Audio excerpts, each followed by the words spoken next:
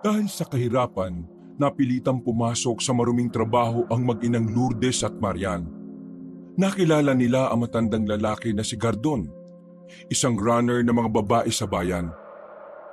Nung una, inakala nilang magiging ayos lang ang lahat sa kanilang trabaho. Pero kalaunan, naging kalbaryo ang lahat. Binili sila ng isang mayamang negosyante, si Don Conrad. Hindi nila alam na ang Don pala ay miyembro ng mga aswang. Dadalhin sila sa kuta ng mga aswang sa bundok. Itatrato silang parang hayop doon. Gagawin silang parausa ng mga aswang. Gagamitin sila ng mga aswang para magparami. Dahil sa malaimpyernong dinanas nila roon, nakagawa ng paraan ng dalaga para makatakas. Bumaba sila ng bundok at nakahingi ng tulong sa mga binatang may kakayahang labanan ng mga aswang. Sa kanyang pagbabalik, kasama na niya ang mga antingero. Lulusubin nila ang mga aswang para iligtas ang mga kababaihang bihag ng mga aswang.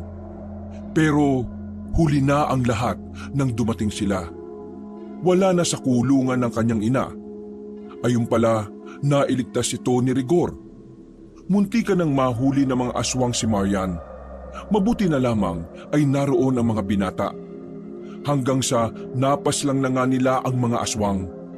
Ngunit magawa pa kayang makapamuhay ng maayos ni Marian sa kabila ng mga nangyari sa kanya? May tumanggap pa kayang lalaki kapag nalaman na dati siyang parausan ng mga aswang?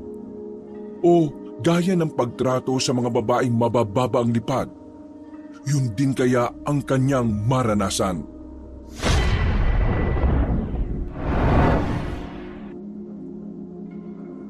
Gaya ng nakasanayan ay matutulog na namang walang laman ng tiyan ng mag-inang Lourdes at Marian. Biruan nga nilang mag-ina minsan sa pagtitiis ng gutom lang sila nagiging veterana. Tubong Visayas ang dalawa. Nagtungo sa Maynila at tumira doon ng 2 taon. Pero bumalik sila ulit sa Bacolod sa pag-aakalang may dadatnan sila.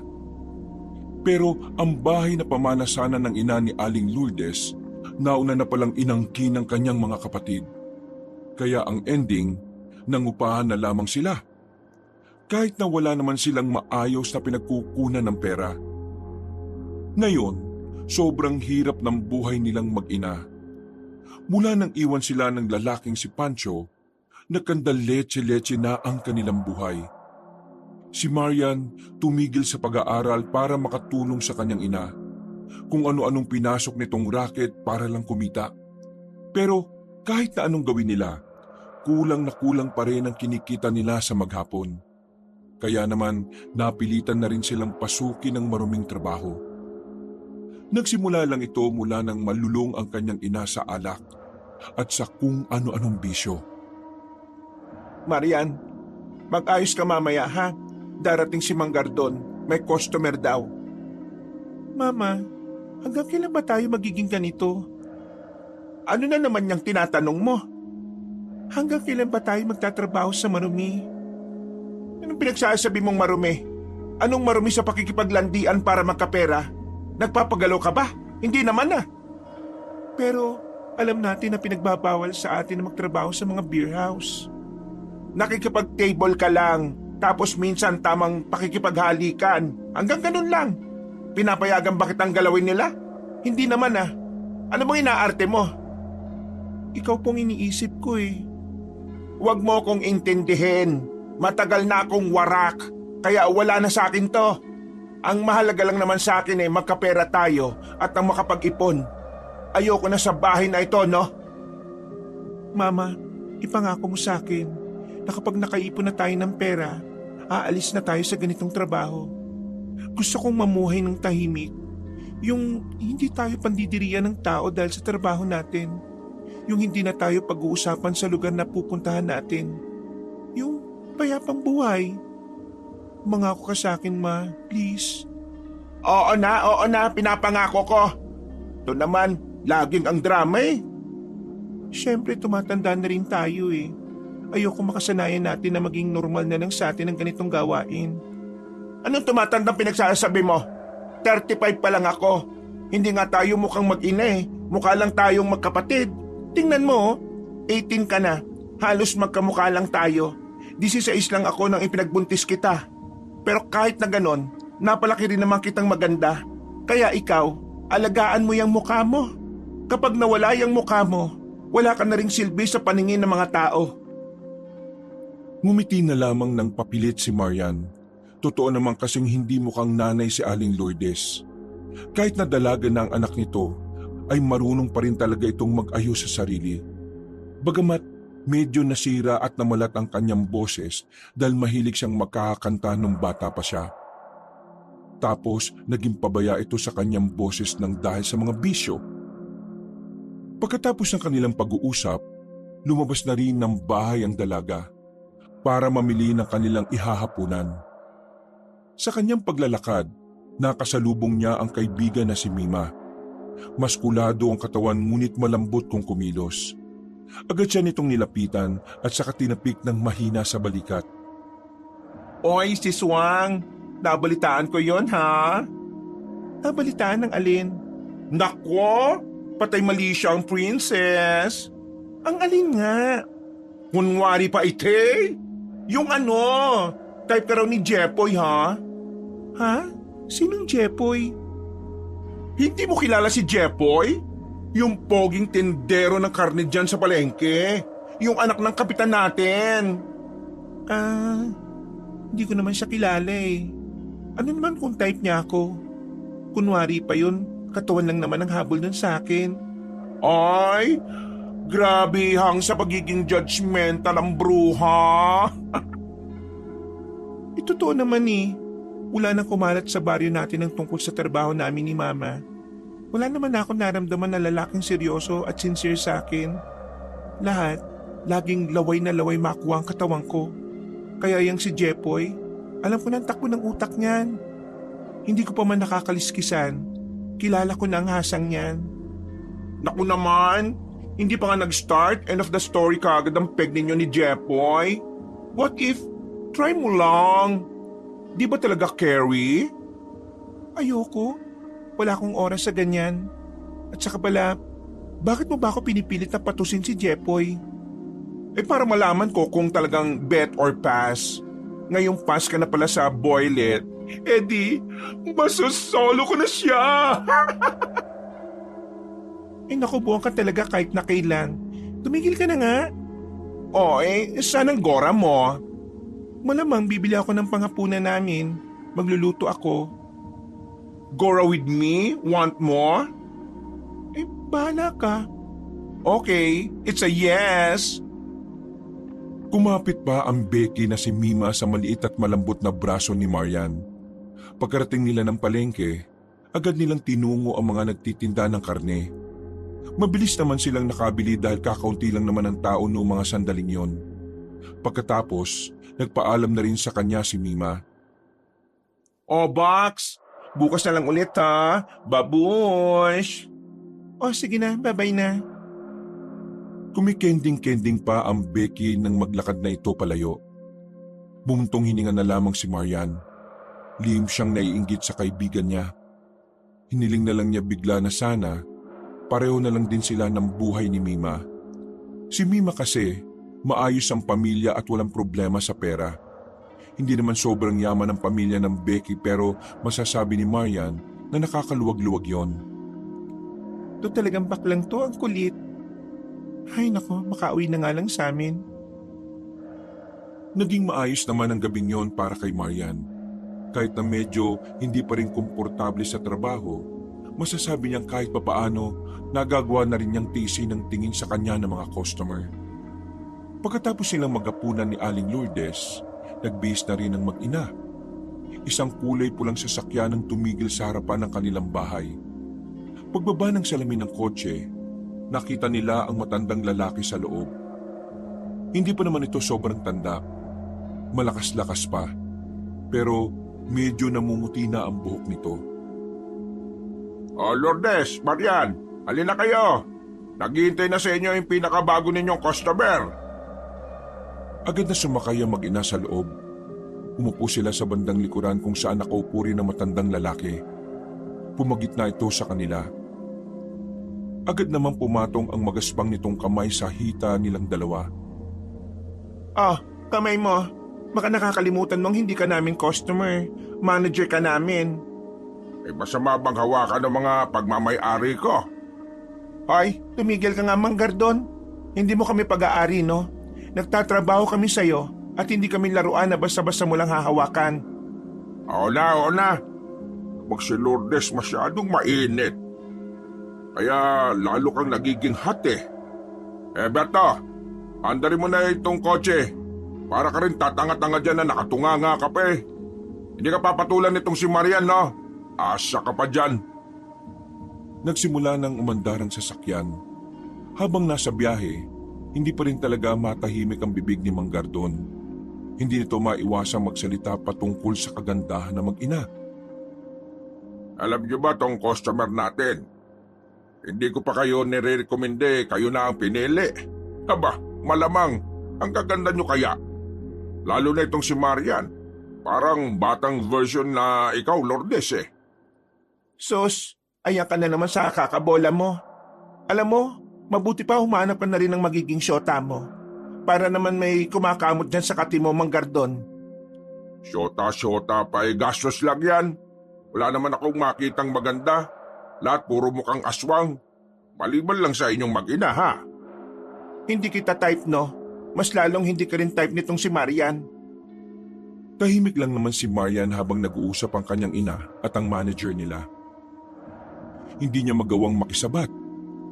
Hindi naman sa ayaw niyang kausap si Mang Gardon. Sadyang hindi lang talaga siya palasalita kapag sa ibang tao, lalo na sa mga lalaki. Makalipas lang ang ilang sandali, nakarating na rin sila sa beer house. Marami na agad ilaw sa loob na iba-iba ang kulay. Kahit ilang beses nang nakarating si Marian dito, nahihilo pa rin siya sa mga hindi mapakaling ilaw. Sumama na muna kayo sa VIP room. Hindi muna kayo pwede rito sa labas dahil baka may ibang makakursunada sa inyo. Ano kayo? Dali!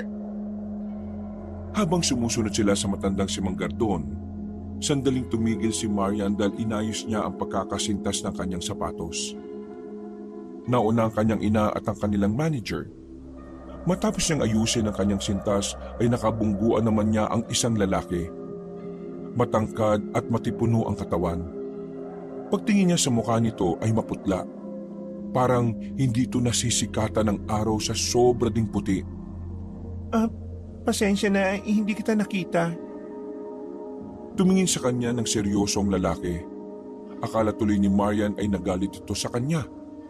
Pero napanatag ang kanyang kalooban nang marinig niya itong nagsalita. Ayos lang. Hindi mo naman sinasadya eh. Pasensya na talaga. Sige na, mauna na ako. Kahit papalayo pa siya, nararamdaman pa rin niya na parang nakatingin pa rin sa kanya ang lalaki. Hindi lamang niya yun iniintindi at itinuon na lamang ang atensyon sa trabaho. Makalipas lang ang ilang sandali, dumating na rin ang sinasabi ni Mang Gardon na galanting customer. Ayan na si Don Conrad. Nako, kayo ha. Gagalingan nyo para bumalik-balik dito yan ha. O ikaw Lourdes, ikaw na bahala sa kama. Ikaw naman ang nakatoka doon eh. Ikaw naman Marian, landiin mo lang ng landiin para lalong maudyukan. Nako, tungtuanan naman ito matandang ito kasi makakapera na naman. Sino ba namang hindi matutuwa? Ang sabi ng mga kakilala ko, malaki raw talaga magbigay ng tip itong si Don Conrad. O siya, sige na. Lalabas na ako ha. Susunduin ko lang si Don Conrad. Nagmamadaling makalabas ng VIP room ang matandang lalaki. Maya-maya lang, bumalik na rin ito kasama ang kanyang bigating customer. Matanda na rin yon, pero mas mukhang bata kay Mang Gardon dahil sa mas maayos itong manamit. Mukha ring mabango, maputi at matangos ang ilong. At kahit naka-long sleeve ito, kita ng mag-ina na medyo maskulado rin ang katawan ng Don. Don Conrad, sila po kumbaga ang aming best-selling. Lagi po silang pinipilahan eh. Magandang gabi po sa inyo, Don Conrad. Magandang gabi din po. Sandali silang tiningnan ng Don. Sinuri sila nito mula ulo hanggang paa. Nakaramdam ng panliliit si Marian dahil doon. Pero Hindi na lamang yun pinansin ng dalaga. Inisip na lamang niya na kailangan nilang magawa ng maayos ang kanilang trabaho para kumita sila ng mas malaking pera. Gusto ko mga bata mo, Gardon. Mukhang sariwa itong isa. Ito namang isa, kahit mukhang wala na ito sa kalendaryo mukhang may asim pa rin. Nako, Don Conrad, hindi lang maasim ang meron ito, kundi tamis na rin. O sige na, ako nang bahala rito. Hintayin mo na lang ang ibabayad ng tao ko sa iyo mamaya. Maraming salamat po, Don Conrad. Don Conrad, baka naman tip-tip lang. Tumango lang ang Don sa sinabi ni Mang Gardon. Maya-maya pa, agad na ring umalis ang manager nila Marian. Naiwan silang tatlo roon.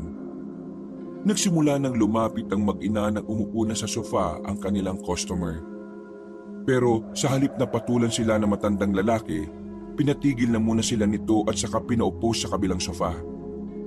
Ikaw, anong pangalan mo? Lourdes po, sir. Maria naman po ako. Mag-ina raw kayo? Bakit po, sir? Mukha lang ba kaming magkapatid? Wala ba kayong mga sakit? Ano po bang ibig niyong sabihin, sir? Malalang sakit? Sir naman, hindi naman po kami isasalang ni Mang Gardon dito kung may sakit kaming malala. Huwag ka pong mag-alala. Wala kaming ihahawa sa iyo. Malinis ang katawan namin. Tama po si Mama, sir. Malakas po ang katawan namin. Masigla at malusog. Mabuti naman kung ganon. Hindi ba natin sisimulan ng kababalagan, sir? Ayaw ko rito sa lugar na ito. Napakapangit. Napaka-cheap. Bigla na lamang may pumasok na mga kalalakihan. Matatangkad at mga nakasuot ng kulay itim ang mga ito. Nagtataka ang mag-ina kung bakit yung pumalibot sa kanila. Dalhin niyo na yung dalawang yan. Teka, saan niyo kami dadalhin? Anong gagawin niyo sa amin? Mama, ano ba nangyayari? Hindi na sila sinagot ni Don Conrad. Kahit na anong gawin nilang pagpalag ay wala na rin silang magawa. Masyadong malalakas sa mga lalaki. Paglabas nila ng VIP room, kinaladkad sila hanggang sa paradahan ng mga sasakyan. Nakita pa sila ni Mang Gardon doon kaya agad itong lumapit sa kanila. Don Conrad, saan niyo dadalhin ng mga bata ko? Teka, oy! Biglang sinapak ng isang lalaki si Mang Gardon. Mahilo-hilong hinabol nito ang sinasakyan nila pero wala nang nagawa pa ang kanilang manager. Kung ano man ang kailangan nyo, huwag niyo na pong ituloy. Isusumbong namin kayo sa mga pulis. Pulis? Hindi sila nakikinig sa mga babaeng bayaran na katulad nyo. Basura lang kayo. Pasalamat pa nga kayo't ire-recycle ko kayo. Para kahit na papano mapakinabangan ko kayo. Ano ba kasing gagawin mo sa amin? Pwede mo naman kaming sabihan. Saka mo na lang malalaman kapag naroon na tayo. Sa ngayon, manahimik ka na muna dyan, gaya ng anak mo. At baka uminit pa ang ulo ko. Naintindihan niyo ba ako? May kung anong matalas na bagay ang itinutok sa tagiliran ng Ali, dahilan para tuluyan na talagang itong manahimik. Makalipas pa ang halos 50 minuto, tinakpan na rin ang kanilang ulo ng itim na tela. Ang huling nakita ng mag-ina ay dinala na sila sa tapat ng kagubatan. Wala silang magawa sa mga sandaling ito. Kahit na pilit silang sumisigaw ng tulong, tila ba walang nakakarinig sa kanila. Nang subukan nilang pumalag, naramdaman na lamang nila ang mabigat na kamao na tumama sa kanilang sikmura. Pagkatapos noon, nawalan na sila ng malay. Nagising na lamang sila na nasa isang baryo na sila. Malaki ang baryo. Sementado na ang mga bahay pero hindi na naaabot ng modernisasyon. Wala rin kasing kuryente roon. Tanging malalakas at malalaking lampara lang ang ginagamit. Nasaan na kami? Saan nyo kami dinala? Bakit kami nandito? Napamulat na rin si Maria nang marinig na nagagalit ang kanyang ina. Nilibot niya ang kanyang paningin. Napapalibutan sila ng mga lalaking nakaitim. Parang mga robot na wala man lang emosyon ng mga muka. Ay, kayo dyan! Kayo mga lalaki kayo! Anong lugar to? Bakit hindi kayo sumagot? Hindi ba kayo tinuruang magsalita? Mama, tama na. Baka mamaya magalit sila sa atin at saktan nila tayo ulit. Hindi pwede. Hindi pwedeng wala tayong gawin. Kapag hindi tayo nakalis dito, baka mamaya patayin tayo ng mga yan. Anong gagawin natin? Hindi nga natin alam kung saan lugar to eh. Akong bahala. Hindi ako papayag na dito lang tayo mabubulok. Nakatali ang kamay at paa na mag-ina, kaya kahit na anong gawin nila ay puro sigaw lang ang nagagawa ni Lourdes. Hindi sila magawang pakinggan ng mga nagbabantay sa kanila. Nakatingin lang yun ng diretso sa kung saang direksyon. Matapos ang halos 2 oras na paninigaw, dumating na si Don Conrad. Bigla sila nitong sinampal na malakas. Manahimik nga kayong dalawa kung ayaw niyong mapaga ang buhay ninyo. Ano ba kasing kailangan nyo sa amin? Bakit mo kami dinala rito? Sino ba kayo? Hindi kayo sasaktan dito kung umaayos lang kayo ng asal. Sanay naman kayong araw-araw na sasarapan, hindi ba? Dito, araw-araw at gabi-gabi niyong mararamdaman yon. Nakikiusap ako sa inyo. Ibalik niyo na lang po kami sa beer house. Wala po kayong mapapala sa amin. Mga mahihirap lang naman po kami. Tingin nyo, dinukot namin kayo para sa pera? Hindi mahalaga ang pera sa lugar na ito. Ang mahalaga rito ay makapagparami kami. Makapagparami? Anong akala mo sa amin, aso? Sira ulo ka pala eh.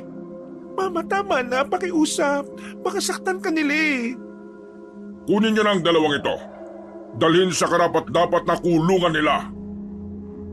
Pwersahan na naman silang itinayo ng 2 lalaki. Wala silang magawa sa lakas ng mga ito. Habang naglalakad sila sa hallway, naririnig pa nila ang mga nag-uusap sa likuran nila. Mas lalong kinilabutan si Maria nang marinig niya ang salitang aswang. Sa pagkakarinig niya, matutuwa raw ang mga aswang kapag nakita silang mag-ina. Ayaw sana mag-isip ni Maria ng kung ano-ano, pero habang naroon sila at nasa peligro ang kanilang buhay, hindi niya maiwasang hindi isipin na totoo ang kanyang mga naririnig. Nakarating sila sa isang bahay na may 3 palapag. Malaki-laki ito na parang lumang warehouse. Sa itaas sila inilagay. Dito na nila nalaman na hindi lang pala sila ang nakakulong doon. Meron ding mga tao roon. Karamihan ay babae at puro namamayat na. Nanginig sa takot ang dalagang si Maria nang mapagtantong hindi pala sila ang tanging bihag na naroon. Mas lalo pa siyang nagulantang nang malaman kung ano ang nangyayari doon at kung ano o sino ang mga nakatira sa malaimpyernong baryo na yon. Ayon sa sinabi ng kasama nila sa kulungan, lahat daw ng babaeng nasa gusaling yon ay ginagawang parausan. At ang mas masaklap pa, aswang daw di umano ang mga gumagalaw sa kanila. Yun ay paraan ng mga aswang para maparami ang lahi ng kalahating aswang at kalahating tao. Gumagamit sila ng kababaihan at pinapagalaw sa mga lalaking aswang para magkaroon ng bagong lahi. Mas maganda daw ang prosesong ito kumpara sa pagyanggaw dahil mas malalakas daw ang lahing nabubuo pag nagniig ang aswang at ang tao. Maging si Aling Lourdes ay hindi rin makapaniwala na totoong may ganoong nangyayari. Buong akala niya kasi, sa mga palabas niya lang mapapanood ang mga ganon. Mama, anong gagawin natin? Ayaw ko pong ibigay ang pagkababae ko po sa isang aswang. Hindi pa po ko handa, Mama. At ayaw ko po dito. Nakakatakot. Manahimik ka nga. Walang magagawa yung kaya iyak mo eh. Sa halip na makapag-isip ako, nagugulo tuloy ang utak ko sa mga sinasabi mo. Manahimik ka. Para makapag-isip ako ng paraan. Kainis ka naman, oh. Tumigil sa pag-iyak ang dalaga. Humihikbi siyang tiningnan ng mga kasama niya sa kulungan. Kita niya sa mukha ng mga yon ang kawalan ng pag-asa. Pagod na ang itsura ng mga yon. Para bang hinihintay na lang ng mga yon na mamatay sila sa kanilang kinalalagyan. Malabo makalis tayo dito ng ganitong sitwasyon natin. Kailangan natin mapaamo ang amo nila. Tumawa ang isa sa mga nakarinig at sinabing hindi nila magagawa ang pinaplano nila. Masyado raw kasing matigas ang puso ni Don Conrad. Brutal daw ito sa mga taong nagtatangka na tumakas. Kinwento rin sa kanila ang isang babae na pinalapa na lang sa aswang nung hindi na mapakinabangan. tumigil nga kayo sa mga kinukwento ninyo. Tinatakot nyo lang kami. Tinuwanan lang sila ulit ng mga naroon. Maya-maya lang ay nanahimik na rin ang dalawa. Sa mga pagkakataong ito, nag-iisip na rin si Maria ng paraan kung papaano sila makakalis doon. Makailang ulit siyang sumisilip sa labas. Pilit na pinagkakasya ang ulo sa mga rehas. Nakikita niya ang mga bantay roon na parang isang balingkilos lang nila, lalapain agad sila. Kapag nagkaroon tayo ng pagkakataon na makalabas, ikaw agad ang maunang tumakbo, Marian. Tumakas ka, tumingi ka ng tulong. Kawawa lahat ang naririto. Tingnan mo, lasbag na ang kapwa natin babae rito. Pero paano nga natin magagawa yon? Malamang, gagamitin mo ang utak mo. Ano ka ba naman? Bumuntong hininga ang dalaga. Hindi niya alam kung ano ang gagawin niya. Parang malapit na rin siyang sumuko noon. Makalipas ang ilang oras, napansin ni Maria na maliwanag na pala. Inabot na sila ng umaga sa kakaisip ng paraan. Sa mga oras din na yon, biglang may dumating na kalalakihan para kunin sila. Isa sa mga lalaking yon ay pamilyarang mukha kay Marian. Hindi siya pwedeng magkamali. Yun ang lalaking nakabanggaan niya sa beer house. Inilabas sila ng kulungan. Magkahiwalay silang dinala ng kanyang ina. Kasama ni Marian ang lalaki. Dinala siya nito sa loob ng isang silid. Agad na isinarado ang pintuan para walang makarinig sa kanila. Ikaw yung lalaki na kabanggaan ko kagabi sa beer house, di ba? Ikaw nga yun. Teka, aswang ka rin ba kaya narito ka? Bagyang dumistansya ang dalaga nang mapagtanto ang bagay na yon. Tumingin sa kanya ng seryoso ang lalaki. Nasa impyerno ka ngayon. Bubuntisin kayo ng bubuntisin dito para paramihin ng mga aswang. Kung hindi kayo aalis dito, dadanasin niyo ang kalbaryo rito. Teka, hindi ka pa katulad ng mga aswang na nandito. Ibig ba nitong sabihin, mabuti kang aswang? Walang aswang na mabuti. Pero may aswang na kayang baliin ang paniniwala ng kalahi niya. Isa ako ron. Hindi ako pabor sa pagpaparami ng lahi namin. Kaya gusto ko makatakas kayo rito. Ikaw ang napili kong tulungan dahil malakas-lakas ka pa. Karamihan sa mga babaeng naririto hirap na makatayo dahil ilang beses na silang ginalaw ng mga aswang. Hindi ko naman pwedeng iasa sa mama mo ang gusto kong ipagawa. Sinasabi mo bang tutulungan mo kami makaalis? Oo, umalis ka rito. Pumunta ka sa baryo ng Sandigan. Hanapin mo si Gabriel o Armando. Ituro mo sa kanila ang lugar na ito. Matutulungan kanilang iligtas ang nanay mo. Pati na rin ang ibang mga nakakulong dito. Bakit mo ito ginagawa? Gaya nga ng sinabi ko, hindi ako pabor sa mga paniniwala ni Papa. Gusto ko mabuhay ng tahimik, hindi ganito. Tatay mo si Don Conrad? Oo, at hindi lang ako ang nag-iisa niyang anak. Marami na rin akong kapatid na sanggol na kalahating aswang at kalahating tao. Paano ako makakalabas dito? Ituro mo sa akin, pakiusap. Bukas ng gabi, aalis si Papa. Ako lang matitirang mamamahala rito. Bukas ng 9:00, pupuntahan kita sa selda mo. Patatakasin kita. Sigurado ka bang hindi tayo mahuhuli sa ginagawa mo? May mga kasabot din ako rito. Kaya nasisiguro kong wala namang magiging problema basta wala rito si Papa. Hindi ko inakala na may mabuti palang aswang. Maraming salamat ha. Huwag ka magpasalamat. Malaking atraso ng mga aswang sa mga tao. Walang-wala pa itong gagawin ko para sa'yo. Sa ngayon, ibabalik kita sa kulungan ninyo. Magkunwari kang may nangyari sa atin ha. Kapag nalaman ni Papa na ginalaw kita, hindi ka na niya ipapagalaw sa iba. Iisipin niya na nabuntis na kita. Isang beses lang ba ginagalaw ang mga narito? Pero bakit sila parang hupang-hupa? Kapag naanakan na nila ang isang babae, para sa kanila basura na lang yun. Kaya ang gagawin nila, gagawin na lang nilang parausan. Pero mga babae namang hindi nagkakaanak, kunwari baog o kaya menopause na, gagawin na lang din nilang parausan. Nabahala ang dalaga para sa kanyang inang si Lourdes.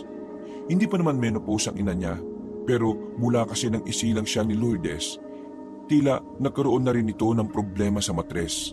Kaya mula noon, hindi na nagkaroon ng kapatid si Marian. Ito rin ang dahilan kung bakit iniwan sila ng tatay niya. Hindi na nagkakaanak si Lourdes. Paano nila malalaman kung baog o may problema ang isang babae sa pagkakaroon ng anak? Marami silang ginagawang paraan. Madali lang para sa kanila na malaman. Nakikiusap ako sa iyo. Iligtas mo rin ang mama ko. Sige na, mabait na aswang ka naman eh. Hindi pwede. Hindi ako ang may hawak sa kanya, kundi ang ibang opisyal. Kapag nakialam ako, mayayari ako kay Papa. Pasensya na pero sa ngayon, ikaw lang ang talaga kong kayang tulungan. Pagkatapos ng pag-uusap natin na to, guguluhin mo ang sarili mo ha. Kailangan magmukha kang pinagsamantalahan para hindi sila maginala na may sinabi ako sa'yo. O paano? Mauna na ako. Siya nga pala, Rigor ang pangalan ko. Kahit na nag-aalala pa siya para kay Lourdes, sinubukan na lamang din niya na gawin ang sinasabi ng binatang aswang na si Rigor. Sinabog-sabog niya ang kanyang buhok. Pinunit niya rin ang ilang parte ng kanyang damit. Nilagyan niya ng alikabok ang mukha niya para mas kapani-paniwala. Tulala nang lumabas ng silid si Marian. Agad namang siyang inalalayan ng dalawang lalaki kasama si Rigor. Habang naglalakad sila sa pasilyo, sakto namang nakasalubong na nila si Don Conrad. Tumingin-tingin si Don Conrad kay Rigor. Tila inaalam nito kung ano ang nangyari. Bakit nasa labas na tong babaeng ito? Di ba sabi ko, ilalaan natin to sa kaibigan kong gusto magkaanak? Sinong gumalaw rito? Tumaas ang boses ni Don Conrad.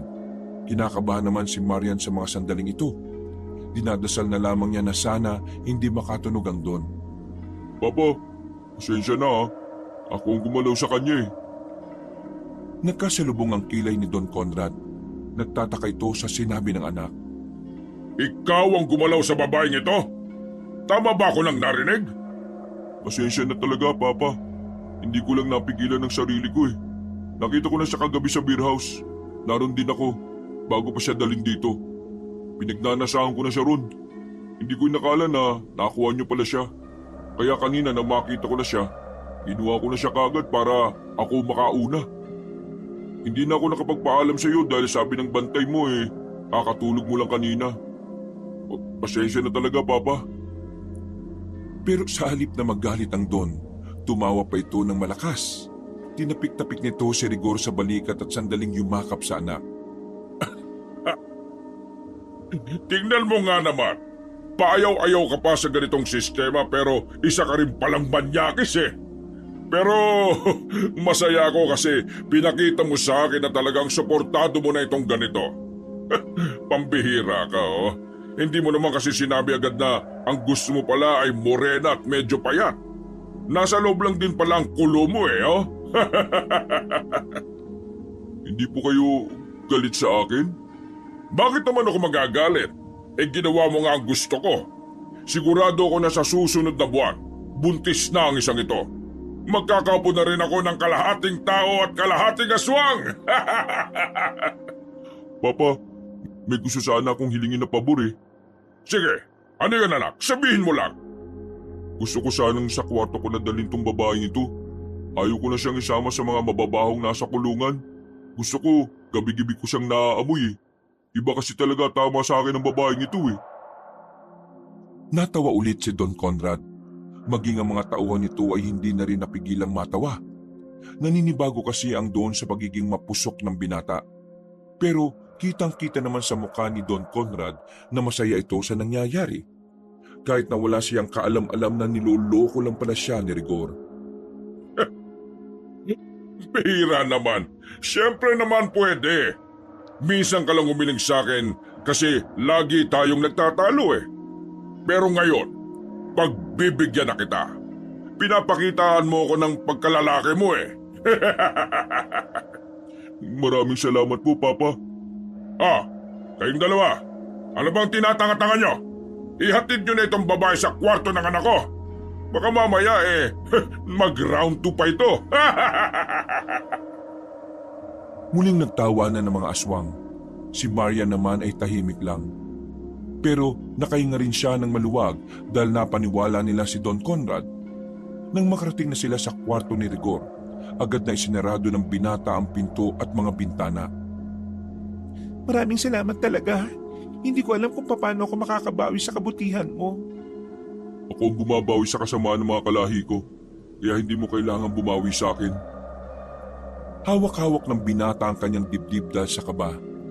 Hindi rin kasi nito inakala na makakaya nitong makapagsinungaling sa kanyang ama. Kilala niya kasi si Don Conrad. Minsan lang itong naniniwala sa mga sinabi niya. Napakahirap ding mauto ng matanda. Kaya ganun na lang ang kaba ni Rigor sa pangyayaring yun. Dito ka lang sa kwarto ko kahit na anong mangyari ha. Lalabas ka lang kapag kailangan mo nang umalis. Maraming salamat talaga. Paulit-ulit ka na eh. Nakakairita ka na ha. Pasensya na. Huminga ng malalim si Rigor. Sumandal ito sa pader. Tumingin na naman ng seryoso ang dalaga. Nailang naman si Marian kaya sa lapag na lamang siya tumingin. Bakit niyo pinasok yung ganung trabaho? Walang-wala na kaming magawa eh. Maraming trabaho. Maraming trabaho pero hindi naman lahat ng yun kaya kaming buhayin. Ang dami rin kasi naming utang. Kaya kailangan na naming kumapit sa patalim. Dahil mas malaki ang pera dun. Pero may pangarap din naman kami. Ako pangarap kong makalis sa ganung buhay. Pero mukhang hindi na matutupad yung kasi nandito na kami ni Mama. Hindi ko nga alam na totoo pala mga aswang eh. Buti ka pa nga may pangarap eh. Bakit? Ikaw ba wala? Wala. Hindi ko alam kung bakit ako nabubuhay eh. Sigurado ka ba talagang aswang ka? Bakit ka naman nagdududa? Hindi kasi ako makapaniwala na may aswang na matino. Ang nababasa ko kasi sa mga comics dati, kampon kayo ng kadiliman. Para din naman kaming tao eh. May isip, may utak, may damdamin, may puso. Ang pagkakaiba lang, hindi kami tao. Mababangis kami. Sandaling napaisip si Marian sa mga sinabi ng lalaki. Magsasalita pa sana siya nang magsalita ulit si Rigor. Gusto mo bang makita ang mama mo mamayang gabi? Oo, gusto ko malaman kung kumusta na siya. Nag-aalala ako sa kanya eh. Bago ka umalis mamaya, tutulungan kitang dumaan sa selda. Kailangan mo lang bilisan ha, kasi baka may makakita sa atin. Oo, sige. Maraming salamat. Iniwan na muna siya ni Rigor sa kwartong yon. Maganda ang silid at kahit na papaano, malinis. Maaliwalas. Parang tao talaga kung mamuhay si Rigor dahil sa ayos ng kwarto nito. Nang mahiga ang dalaga sa kama, hindi na niya napansin na nakatulog na pala siya. Nagising na lamang siyang kinakalabit na siya ni Rigor. Uy, gising! Gising! Agad na bumangon ng dalaga. Nakita niya ang tila nagmamadaling itsura ni Rigor. Magang umalis sila, Papa. Mamayang 6:00 balik niya. May 1 oras pa, kaya kailangan mo na maganda. Kinabahan si Marian sa mga sandaling ito. Hindi niya naihanda ng maayos ang sarili niya dahil nabago ang oras.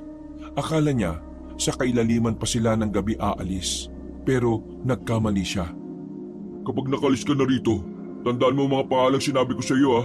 Sila makakatulong sa iyo. Naintindihan mo ba ako? Oo, gagawin ko ang mga sinabi mo. Agad na silang naganda para sa pagtakas ng dalaga. Sinilip na muna ni Rigor ang labas. Pagkatapos, naglakad lang sila ng parang normal sa pasilyo. Inakbayan pa siya ni Rigor sa balikat para kunwari asawa niya na ito. Sumakay ka lang, pero yung mag-OA dapat isipin nilang pagmamay-ari na kita para hindi sila makahalata. At pwede ba kitang halikan? Ha? Kung kinakailangan halikan kita para maniwala sila, pwede ba? Oo, sige. Habang naglalakad sila, napatingin sa kanila ang mga nakasalubong nilang opisyal. Tumigil si Rigor at tiningnan ng masama ang mga yon. Anong tinitingin-tingin nyo? Huwag niyong sabihin type nyo ito ha. Binuntis ko na to kagabi. Nagsiyukuan ang mga yon at tumingin ng pasensya. Nakainganan ng maayos si Maria nang umalis na rin ang mga kalalakihang yon. Mga ilang sandali lang, narating na rin nila ang mga selda. Kagad na tinungo nila ang kinaroroonan ni Lourdes.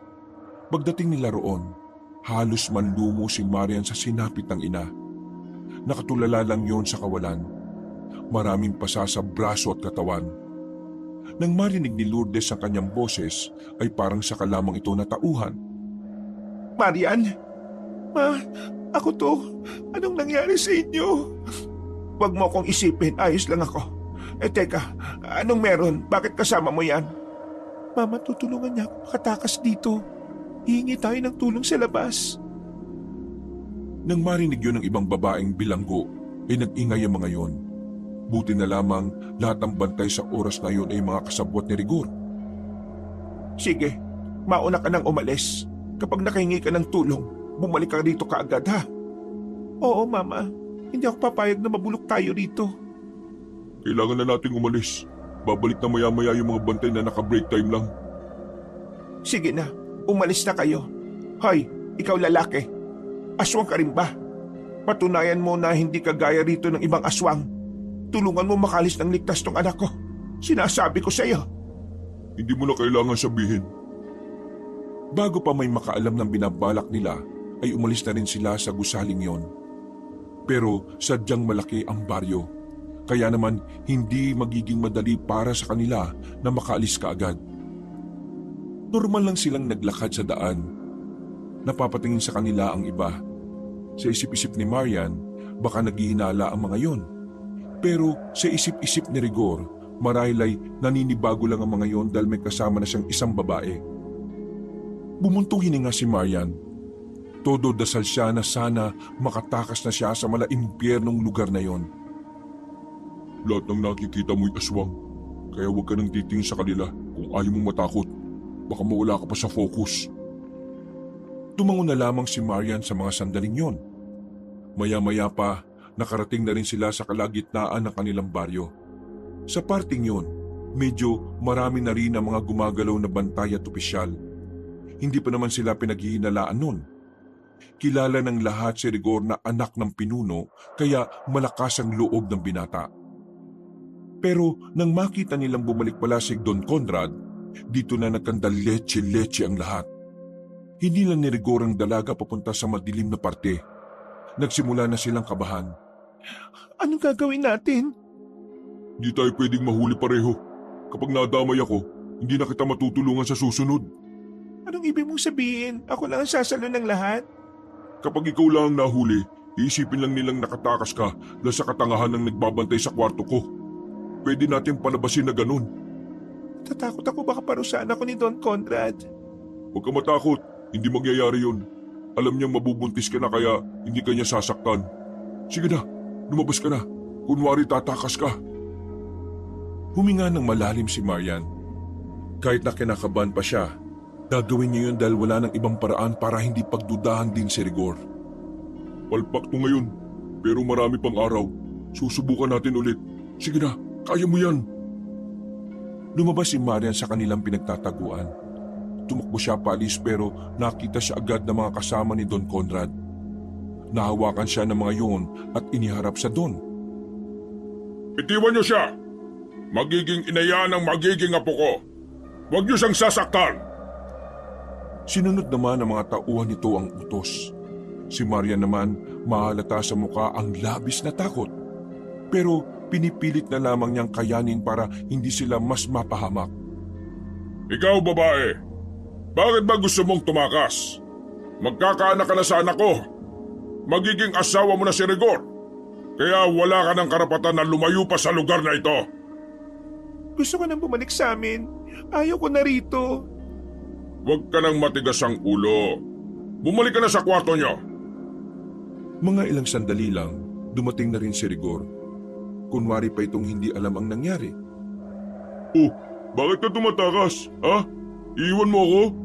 Tatingin mo, lugi ka pa sa akin, ha? Nagulat si Maria nang magtaas ng boses si Rigor. Pero alam naman niyang nagpapanggap lamang din ito na galit. Kaya naman sinakyan na lamang niya ito. Ayaw ko na. Aanakan mo lang ako ng aanakan eh. Wala kang pakialam. Pag-aari ko na ang katawan mo. Kaya hindi ka pwede magreklamo. Rigor, kumalma ka lang. Hindi mo siya pwedeng saktan. Magiging asawa mo yan at siya ang magdadala ng marami niyong anak. Kaya dapat, maging pasensyoso ka sa kanya. Paano ako magiging pasensyoso kung ganito? Visit naman. Kasi, sino ba kasi nagbabantay rito? Tiningnan ni Rigor ang mga tauhan ng ama niya na iiling-iling lang din. Tinapik-tapik na lamang ni Don Conrad ang likod ng anak. Pinakalma niya ang binata at agad din namang huminahon si Rigor. Natapos lang ang sandaling yon nang ibalik na ang dalaga sa kwarto ni Rigor. Kinabahan ako kanina. Buti na lang paniwala pa rin si Papa sa akin. Hindi na ba ako makakatakas dito? Kukuha lang tayo ng tamang pagkakataon. Sa ngayon, kailangan na muna nating umarte. Dahil kapag nakalata si Papa na niloloko ko siya, wala siyang pakialam kahit na anak niya pa ako. Panigurado, may magbabantay sa labas ng kwarto na tumamaya. Kapag nangyari yun, mas mahihirapan ka na makalabas. Aalamin ko muna kung sinong magbabantay rito, tapos babalikan kita. Siya nga pala, isuot mo itong kwintas na ito. Naiwan na namang mag-isa ang dalaga. Laking panghihinayang talaga niya dahil sa naudlot niyang pagtakas. Pero pinagpapasalamat na lamang niya na walang napahamak sa kanilang dalawa. Hindi mapakali ang dalaga sa loob ng kwarto. Lumipas na ang 1 oras pero hindi pa rin nakakabalik ang binata. Nararamdaman at naririnig na niya sa labas na meron ng nagbabantay. Kaya naman hindi niya alam kung papaano pa siya makakalabas doon. Sa hindi malamang dahilan, bigla na lamang siyang nakaramdam ng kaba. Pakiramdam niya may kung ano nang naging problema sa labas. Magkakasunod na buntong hininga ang pinakawalan niya. Umupo siya sa kama at nag-isip ng paraan. Maya-maya lang, biglang bumukas ang pinto. Akala niya ay nakabalik na si Rigor. Yung pala ay pumasok ang 2 aswang na tauhan ni Don Conrad. Saan niyo ako dadalhin? Wala siyang natanggap na sagot mula sa mga yon. Hinila lang siya ng malakas na mga ito. Nararamdaman niya na baka ibalik na siya sa selda. Kaya sa mga sandaling ito, nilaksan niya na lamang ang kanyang kalooban. Nadampot niya ang flower vase sa gilid ng pintuan. Hinampas niya sa ulo ang 1 aswang. At ang isa naman, sinaksak niya sa dibdib. Nanlalaki ang kanyang mga mata nang makita niyang duguan ang kanyang kamay. Ang 1 aswang, hihilo-hilo pa pero sinipa niya yon. Natumba at tumama ang ulo sa kanto ng pintuan. Nagkataon na mahihinang aswang lang ang nagbantay sa kanya, kaya naging pabor sa kanya ang mga sandaling ito. Nababahala man, lumabas siya ng silid at wala na siyang pakialam kung sino man ang makakasalubong niya. Bakit wala mga nandito sa labas? Nasaan kaya sila? Nagtatakang palingon-lingon pa ang dalaga. Ganun pa man, sinamantalanan niya ang pagkakataon na makaalis doon. Nakalabas siya ng bahay. Madilim na sa buong baryo. At dahil wala namang kuryente sa lugar na yon, nagkaroon ng bentahe ang madidilim na parte ng baryo. Sa kakalakad niya sa gilid-gilid, narating niya ang malawak na bakuran.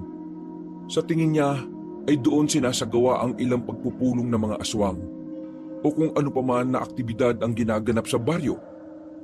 Aalis na sana siya pero nakita niya si Rigor na nakatali sa nakatusok na kawayan sa lupa.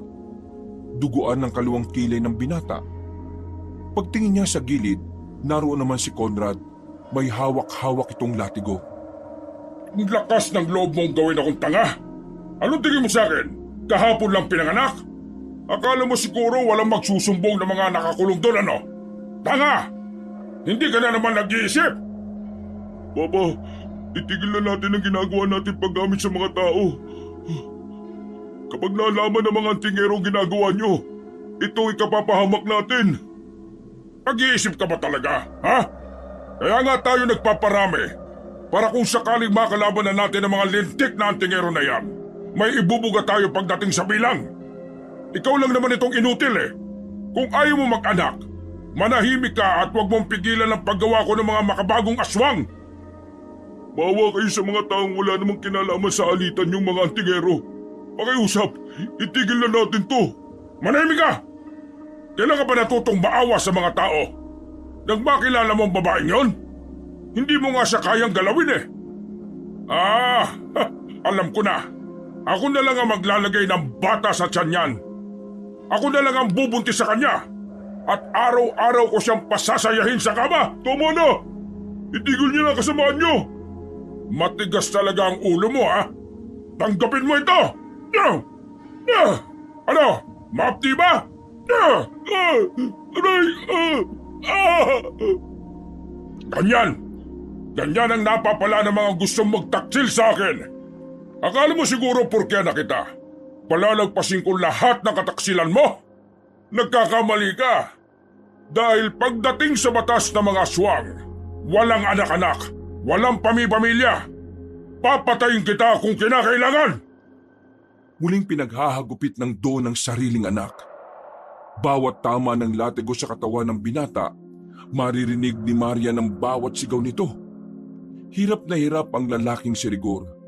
At habang pinapanood niya yon, tila nilalamon siya ng kanyang konsensya. Iniisip niya na kung hindi dahil sa kanya, hindi naman mangyayari ang lahat ng yon. Kahit napatay mo ako, Papa, hindi magbabagong pananaw ko. Mali pa rin ang ginagawa niyong ito. Maling-mali! Malaki ang kasalanan sa atin ng mga antingero. Kaya wala na akong pakialam kung mali o tama ang ginagawa ko. Lahat ng paraan para matalo sila gagawin ko. Lahat ng hahadlang ay hindi ko papayagan. Papatayin ko kahit na sino, kahit nakadugo ko ba? Tunay nga sinabi ni Mama noon, wala na talaga kayong pag-asang magbago.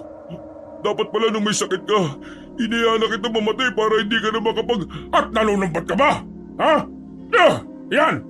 Sumpatan mo tong latigo na to!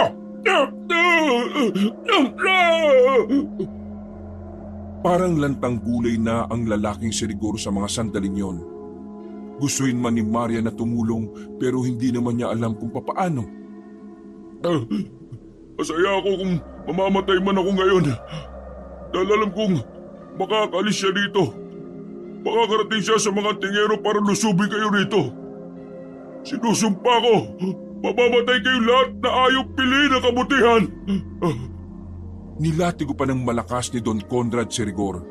At sa pagkakataong yon, hindi na nakatugon pa ang binata. Tuluyan na itong napayuko. Sa puntong ito naman, kahit na malungkot para kay Marian ang nasaksihan niya, kailangan niya pa rin makaalis. Ayaw niyang masayang ang ginawang sakripisyo ni Rigor para lamang makaalis siya.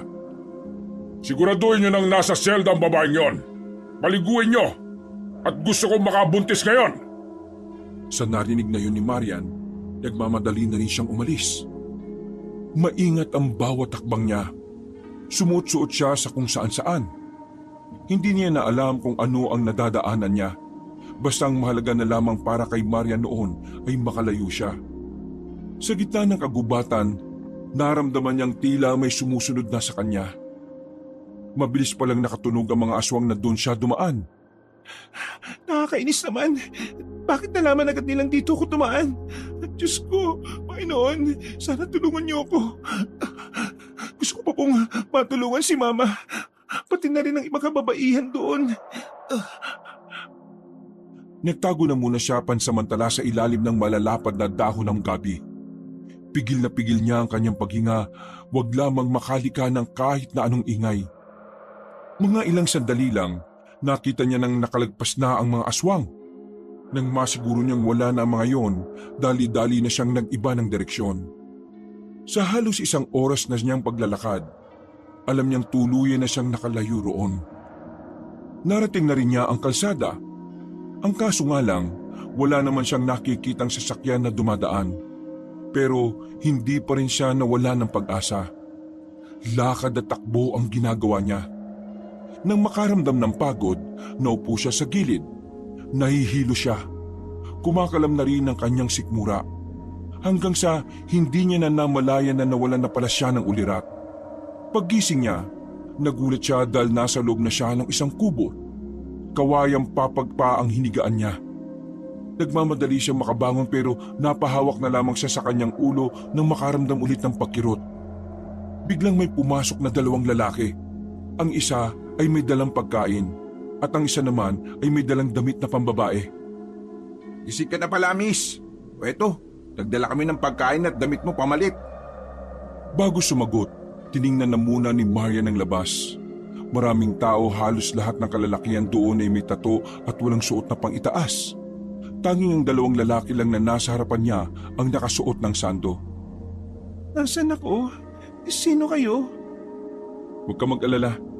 Hindi naman kami masamang tao eh. Sa katunayan yan, hinintuan ka namin kasi nakita namin na nakahandusay ka sa gilid. Sinakay ka namin sa jeep. Pasensya ka na kasi puro buko ang nahigaan mo kaya masakit siguro ang likod mo. Pero hindi kami masamang tao. Nagmamagandang loob lang kami. Oo, nandito ka sa baryo Sandigan. Kaya Sandigan ang tawag sa baryong ito. Kasi madalas na takbuhan ng baryong ito ng mga taong nangangailangan eh. Mga taong kailangan ng masasandalan, masasandigan. Uy, manahimik ka nga. Kung ano-ano na naman ang pinagsasabi mo. Miss, pasensya ka na. Medyo may saltik kasi itong kaibigan ko eh. O sige na, kumain ka na. Magpalit ka na lang din ng damit dahil marumi na yung suot mo.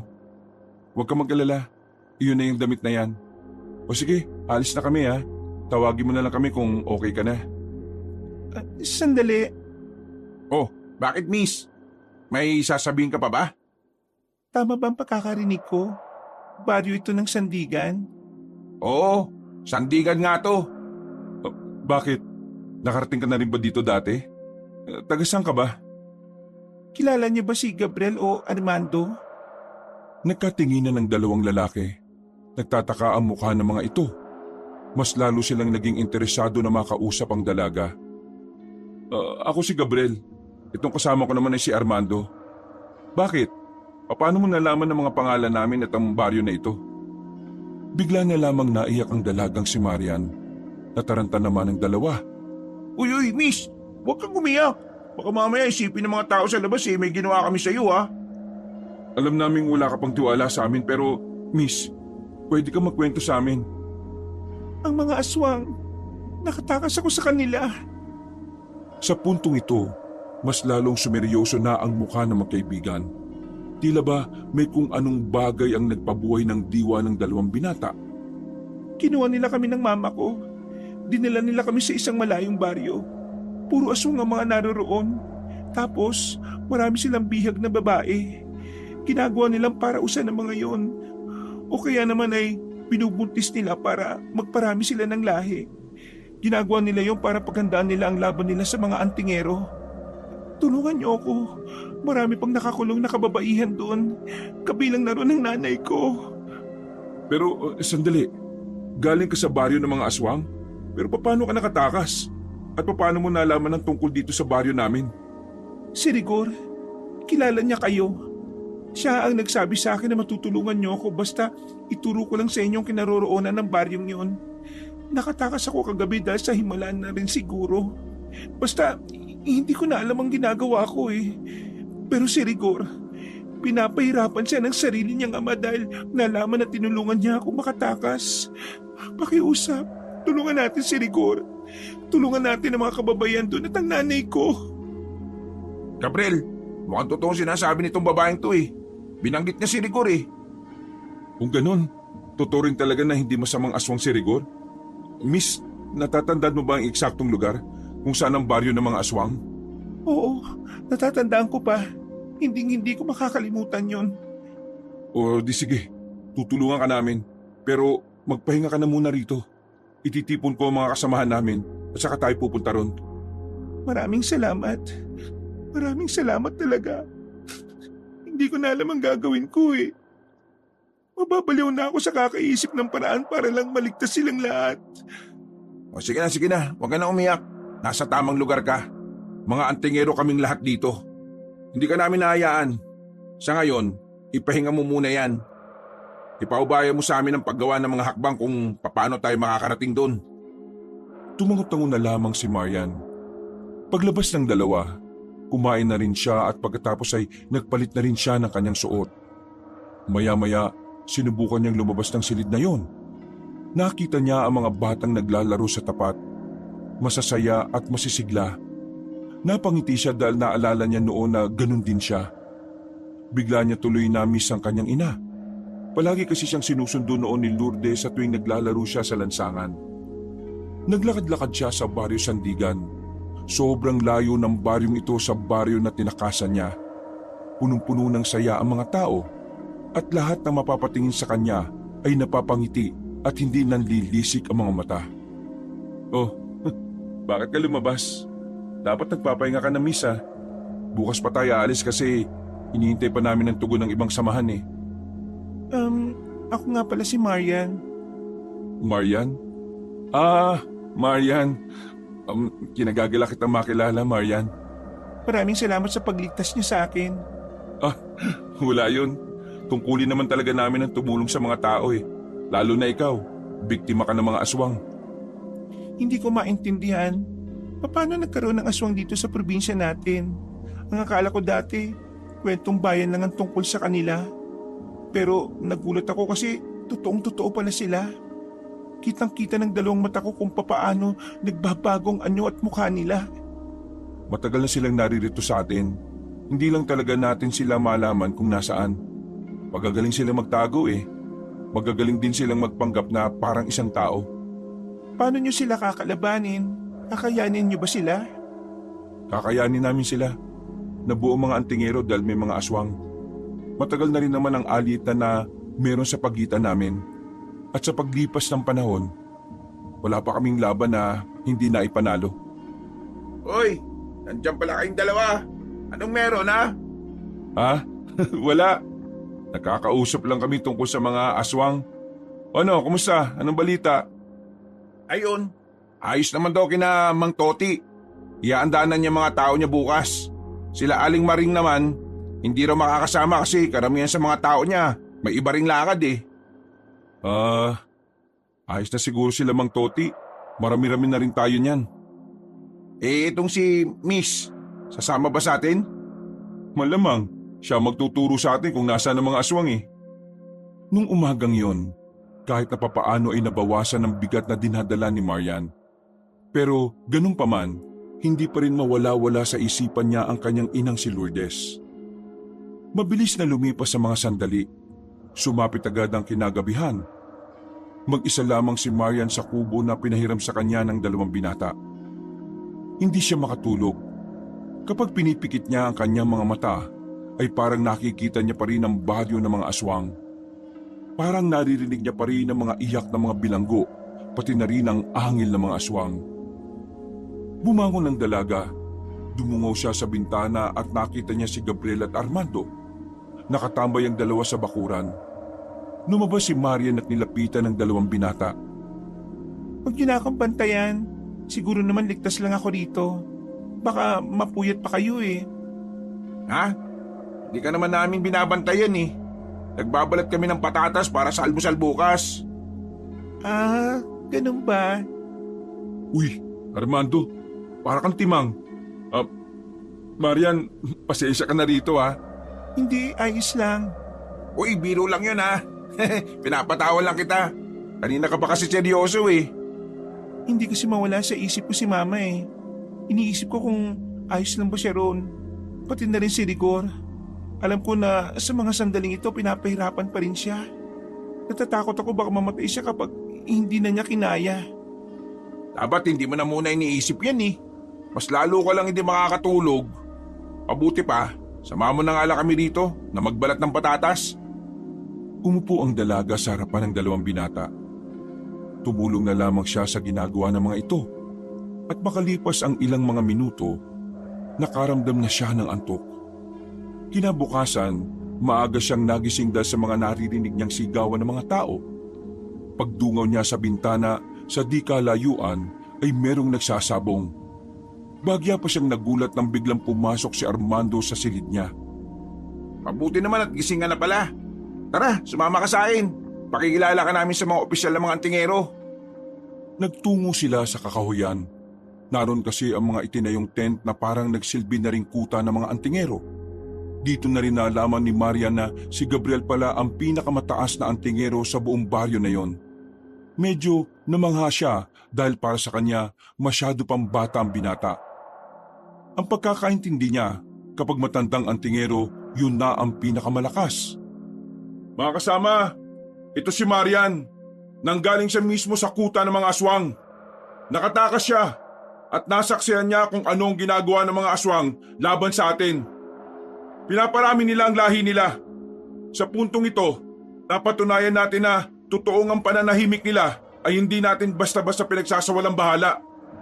Palihim silang dumudukot ng mga inosenteng tao para makagawa ng mga makabagong uri ng mga aswang. Isa itong malaking banta sa ating samahan. sa mga tao at sa buong probinsya natin. Sa tulong ng babaeng ito, pupuntahan natin ang mga aswang at sisimulan natin silang ubusin. Sabay-sabay namang sumang-ayon ng mga antingero at manunugis. Makikita sa mukha ng mga ito ang pagiging determinadong labanan ang mga aswang. Dahil dito, kahit papaano ay naging kampante ang kalooban ng dalaga. Nang maayos na ang dapat nilang gawin at planchado na ang mga hakbang, pinabalik na muna ni Gabriel ang mga antingero at manunugis sa kani-kanilang bahay. Mahaba-haba pa ang oras bago sila umalis. Nagulat si Marian nang abutan siya ng itak ni Armando. Tumingin pa si Marian kay Gabriel dahil sa pagtataka. Kapag naroon na tayo, hindi ka namin mababantayan sa lahat ng oras. Kaya dapat marunong ka ring humawak niyan. Dapat marunong ka ring lumaban. Talaga? Mababangis ng mga aswang at kadalasan na inuuna nila yung mga taong alam nilang walang kalaban-laban. Sige na, tuturuan kita ng mga basic. Kahit nag-aalangan, nakisama na lamang si Marian. Napagtanto niya rin naman kasi na mas maganda na nga rin na hindi siya umaasa ron at marunong siyang makipaglaban. Pagod na pagod ang dalaga. Dakong 3:00 na nang tumigil na sila sa kakainsayo. Tagaktak ang pawis ni Marian. Hingal na hingal pero kahit na ganito, kahit na papaano ay may natutunan siya. Grabe, ganito ba talaga kahirap maging kayo? Mas mahirap kapag namatay kang walang nagawa. Armando, bibig mo talaga. Magdahan-dahan ka nga. Tama naman si Armando eh. Mas masakit yun. Parang hindi matatahimik ang kaluluwa mo kung ganon. Kaya ngayon, kahit na alam kong malayo pa ako sa katotohanan, gagawin ko makakaya ko para makatulong sa pagliligtas kina mama at sa iba pang bihag ng mga aswang. Hindi nagtagal, dumating na rin ang tamang oras. Sa pagkakataong ito, nagsimula na ring dumagundong ang kaba sa dibdib ng dalagang si Marian. Nakahanda na ang mga kasamahang antingero. Matapos ang sandaling pagpupulong, sumakay na rin sa kanya-kanyang sasakyan ng mga antingero. Pinuntahan nila ang kalsada kung saan nila nakuha si Marian. Nang makarating na sila roon, itinuro naman ng dalaga kung saan-saan siya napadaan. Mabuti na lang ay tandang-tanda niya pa yon. Tumagal sila ng halos 1 oras sa paglalakad. Hanggang sa dumating na nga ang puntong natanong na rin nila ang isang baryo. Ito na ba sinasabi mo, Marian? Oo, ito na nga yun. Hindi ako pwede magkamali. Armando, sa kabila kayo. Dito kami. Isasama ko itong si Marian. Bahala na kayo dyan sa parting yan, ha? Copy, boss. Dala-dala ang kanya-kanyang mga sandata, hindi na sila nag-atubili pang lumapit. Malayo pa lamang sila, nakita na sila ng mga aswang.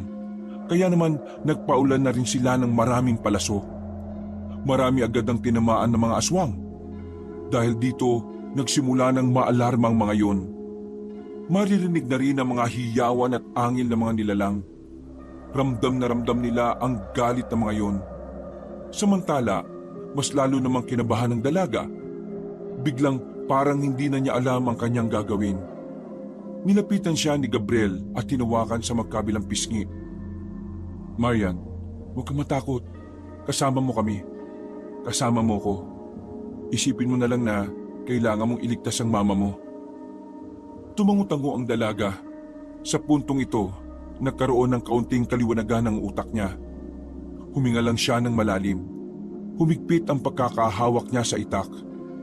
Sumabay na siya kay Gabriel sa pag-abante. Ganyan nga mga kasama. Walang aatras. Walang titigil hanggat hindi natatalo ang mga nilalang na yan. Maya-maya pa, biglang may mga aswang nang pumalibot sa kanila. Sa puntong ito, nakakaramdam pa rin ng kaba ang dalaga. Pero buong buo na ang kanyang loob. Focus lang, Marian. Alam kong kakayanin mo rin pumalag. Magtiwala ka lang sa sarili mo. Isipin mo lang kung bakit mo ito ginagawa. Ginagawa ko ito para kay mama, para sa mga tao. Yan, ganyan nga. Oh, ayan na! May tumalon na isang aswang malapit kay Marian. Sa taranta ng dalaga, nataga niya yun sa muka. Agad na dumistansya ang aswang na yun, nagigewang-gewang na ang lakad. Yan! Ganyan nga, Marian! Nagpatuloy ang labanan hanggang sa unti-unti na silang lumamang.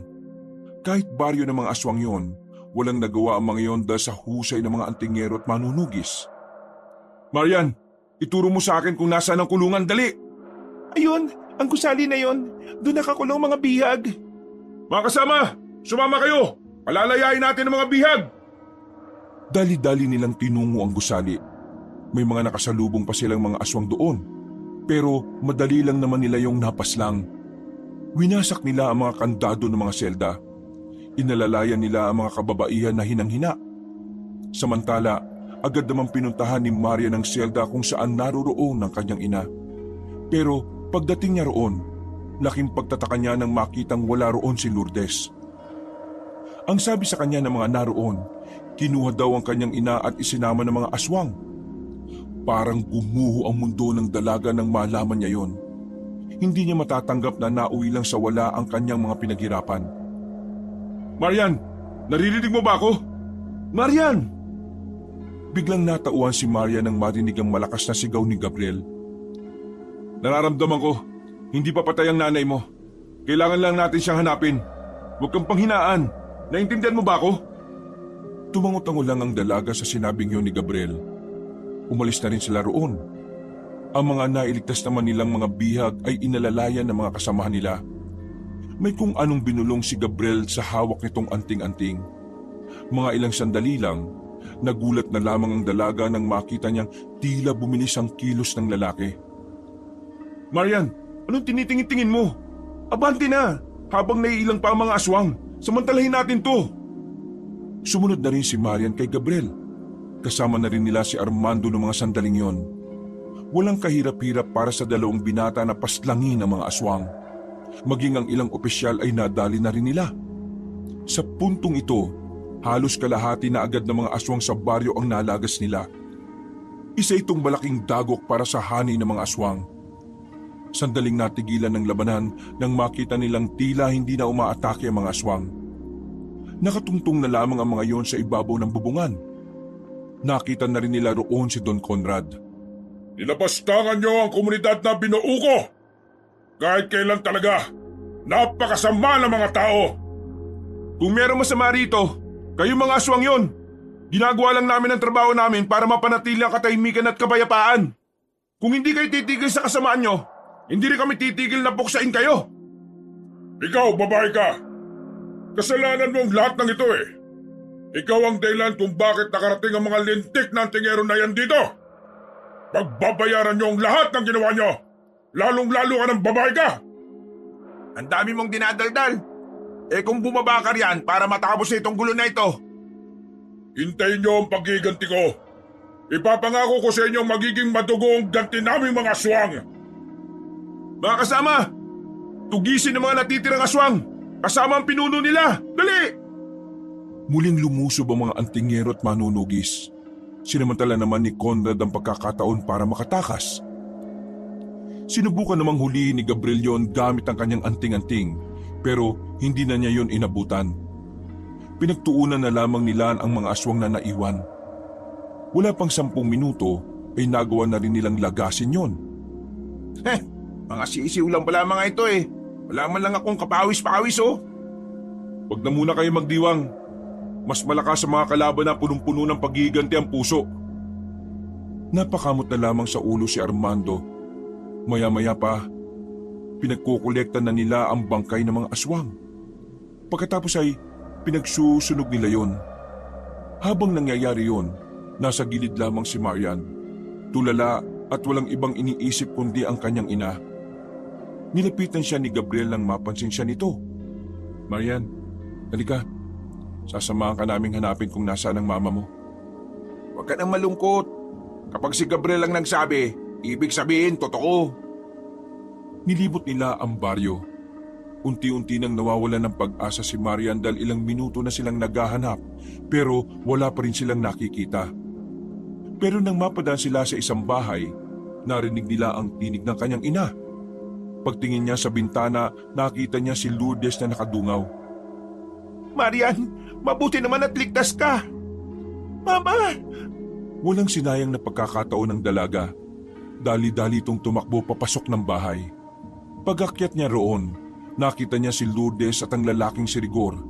Nakahiga ang binata at kitang-kitang hinang-hina ito. Napangiti pa ang binata nang makita siya ni Rigor. Salamat. Salamat at buhay ka. Hindi maipaliwanag ni Marian ang kanyang nararamdaman sa mga sandaling yon. Ang makitang buhay ang dalawang mahalaga sa kanya ay para ng biyaya. Agad niyang nilapitan si Lourdes at niyakap ng mahigpit. Ganon din naman ang binatang si Rigor. Anong nangyari sa kanya? Nagawa niyang makatakas sa kulungan. Saktong nakakagulo na kaya pinunta niya ako sa kulungan. Ako ang una niyang kinuha dahil ako nang isusunod na papatayin ni Don Conrad. Tapos nagtago kami rito. May laso na ang buo niyang katawan dahil sa mga latigo na lumatay sa kanya. Pero huwag niyo akong intindihin. Kailangan niyo nang umalis. Nang makaakyat na rin si Gabriel at Armando, napangiti naman ang binatang si Rigor. Dati na kasi silang nagkita noong nakalaban nila ang mga antingero. Gabriel, Armando, maraming salamat at dumating kayo. Malubang lagay nito, Armando. Dali natin sa atin. Huwag na. Hindi rin naman ako magtatagal eh. Isa lang naman akong aswang. Kami ang mortal niyong kaaway. Aswang ka, pero hindi ka katulad nila. May puso ka para sa mga tao. Hindi may liligtas sa mga biyag kung hindi dahil sa iyo, Rigor. Kaya sige na, hayaan mo na silang tulungan ka. Tara na, Armando. Marian, ikaw na lang muna mag-alalay sa mama mo, ha? Nauna nang binuhat ang dalawang binata si Rigor, habang ang mag-ina naman ay sandali pang nakatitigan. Naiiyak at hindi mapigilan ng tuwa sa kanilang muling pagkikita. Mama, maraming salamat anak at bumalik ka. Naiyak na lamang din si Lourdes sa mga sandaling ito. Pero hindi na nito sinabi kung ilang beses siyang binaboy ng mga aswang. Ang mahalaga na lamang para kay Lourdes ay magkasama na sila ulit ng kanyang anak. Lumabas na rin silang dalawa roon. Bago sila umalis sa baryong yon, sinunog nila ang lahat ng kabahayan. Pagsakay nila sa sasakyan, kita nilang tila nahihirapan ng huminga ang aswang na si Rigor. Rigor, lumabang ka. Dadaling ka nila Gabriel sa kanila. May mga magagaling na manggagamot doon na kaya mag-alis ng lason sa katawan. Labanan mo pa kahit kaunti. Marian, Ate Lourdes, patawarin niyo ako sa mga nagawa ng tatay ko. Hindi ko ginusto ang mga nangyari. Pambihira ka naman. Mamamatay ka na lang eh. Yan pa sinasabi mo. Ang mabuti pa, huwag ka na magsalita ha. Para umabot ka pa sa pupuntahan natin. Tama ang nanay ni Marian. Kapag nagsalita ka, mas lalong nawawalan ka ng lakas eh. Kaya manahimik ka na lang. Natawa pa ang lalaking si Rigor. Ngumiti na lang ito at hindi na muli pang nagsalita. Nakatingin lamang ito sa mukha ni Marian. At makalipas nga lang ng mga ilang sandali, narating na rin nila ang baryo nila Gabriel. Pagbaba nila ng van, biglang nagsalita si Rigor sa kanila. Marian, gusto kong sunugin niyo na lang ang katawan ko kapag namatay na ako ha. Huwag ka nga magsalita ng ganyan. Nandito na tayo. Bilisan na natin para makaabot pa ito. Hoy! Huwag kang matulog, Rigor! Bigla na lamang bumitaw sa kanila ang binata. At kahit na anong gawin nilang tapik sa pisngi nito, ay hindi nito nagising kahit na kailan. Marian, ano kasi, wala nang heartbeat to eh oh. Ha? Hindi pwede. Siya yung nagligtas sa amin, kaya dapat mabuhay siya. Hindi ko pa nasusuklian ng magandang loob na pinakita niya eh. Hindi to pwede. Gawin niyo ang lahat na magagawa niyo. Wala na siya, Marian. Pasensya na. Hindi pwede. Mabubuhay pa siya. Gamutin niyo siya. Kaya niyo pa siyang buhayin. Sige na. Buhayin niyo siya. Di ba may anting-anting kayo? Hindi kami Diyos, Marian. Hindi kami Diyos. Sa sinabing yun ni Gabriel, bigla na lang natigilan si Marian. Nayak na lamang siya sa nangyari. Hindi na rin naman kasi iba sa kanya si Rigor. Kahit na ang tanging samahan lang nila ay ang tungkol sa pagtakas, pakiramdam niya ay si Rigor ang unang taong nagparamdam sa kanya ng tunay na pag-asa. Kaya naman, ganun na lamang ang sakit ng kalooban niya sa pagkabigo ng binata. Marian, may kapangyarihan ng mga anting-anting namin, pero hindi nito sakop ang makabuhay ng tao. May kakayahang manggamot ang anting-anting namin pero hanggang doon na lang yun. Sa oras na wala ng buhay ang isang tao, wala na talaga. Anak, isipin na lang natin na nasa maayos na kalagayan na rin siya. Wala ng sakit, wala ng paghihirap. Namatay siya pero napatunayan niyang hindi lahat ng pinanganak na masama ay mamamatay na masama. Armando, iyan damang pinakamagandang kabaong nangyari sa kahoy. Susundin natin ang huli niyang habilin. Matapos ang eksenang yon, ay unti-unti na ring natanggap ni Marian na wala na nga talaga ang binatang si Rigor. Kahit na nalulungkot pa rin, medyo gumagaan na rin ang kanyang pakiramdam. Nagkaroon ng kaunting padasal bago tuluyang sunugin ang katawan ni Rigor. Yun ang kauna-unahang aswang na nabigyan ng dasal mula sa kabutihan. Bagay na para sa kanila, isang malaking kasaysayan yon sa kanilang lugar. Nang umalis ka, lagi niyang sinasabi sa akin na umalis na tayo sa trabaho natin. Ang sabi niya pa, malinis kang babae, walang kahit na anong dungis sa dangal. Pinapahalagahan niya ang katauhan mo, anak. Mabuting aswang si Rigor. Kung hindi dahil sa kanya, hindi tayo makakaligtas. Sana, kahit na papaano, pagbigyan siya ng Diyos para makapasok sa langit. Nang maabo ng tuluyan ang katawan ni Rigor, inasikaso naman nila ang mga kababaihan na bihag na kanilang napalaya. Pinakain nila ang mga yun at binihisan. Magkakasamang pinagpahinga sa pinakamalaking bahay na naroon. Ate Lourdes, dito na muna kayo ni Marian ha. Kapag meron kayong kailangan, pwede nyo naman kaming tawagin. Naroon lang po kami sa unahan. Magpahinga na po muna kayo. Maraming salamat sa iyo. Ano nga palang pangalan mo? Gabriel po ang pangalan ko. Ito naman kasama ko, si Armando. Sige, magpahinga na rin kayo. Umupo si Lourdes sa gilid ng kanyang anak na sa mga sandaling ito ay tulala pa rin at hindi pa rin makapaniwala sa mga nangyari. Marian, sa buhay natin, talagang may mga taong, basta tao. May mga taong dumarating sa buhay natin na dadaan lang talaga. Hindi sila magtatagal kung minsan. Sila pa ang nag-iiwan ng aral sa atin. Nakakalungkot kasi sandali lang silang naging parte ng buhay natin. Pero ang mahalaga, matagal silang magiging parte ng puso natin. Sa una, mahihirapan ka talagang tanggapin ang lahat. Pero hayaan mo lang na maramdaman mo kung ano yung dapat mong maramdaman.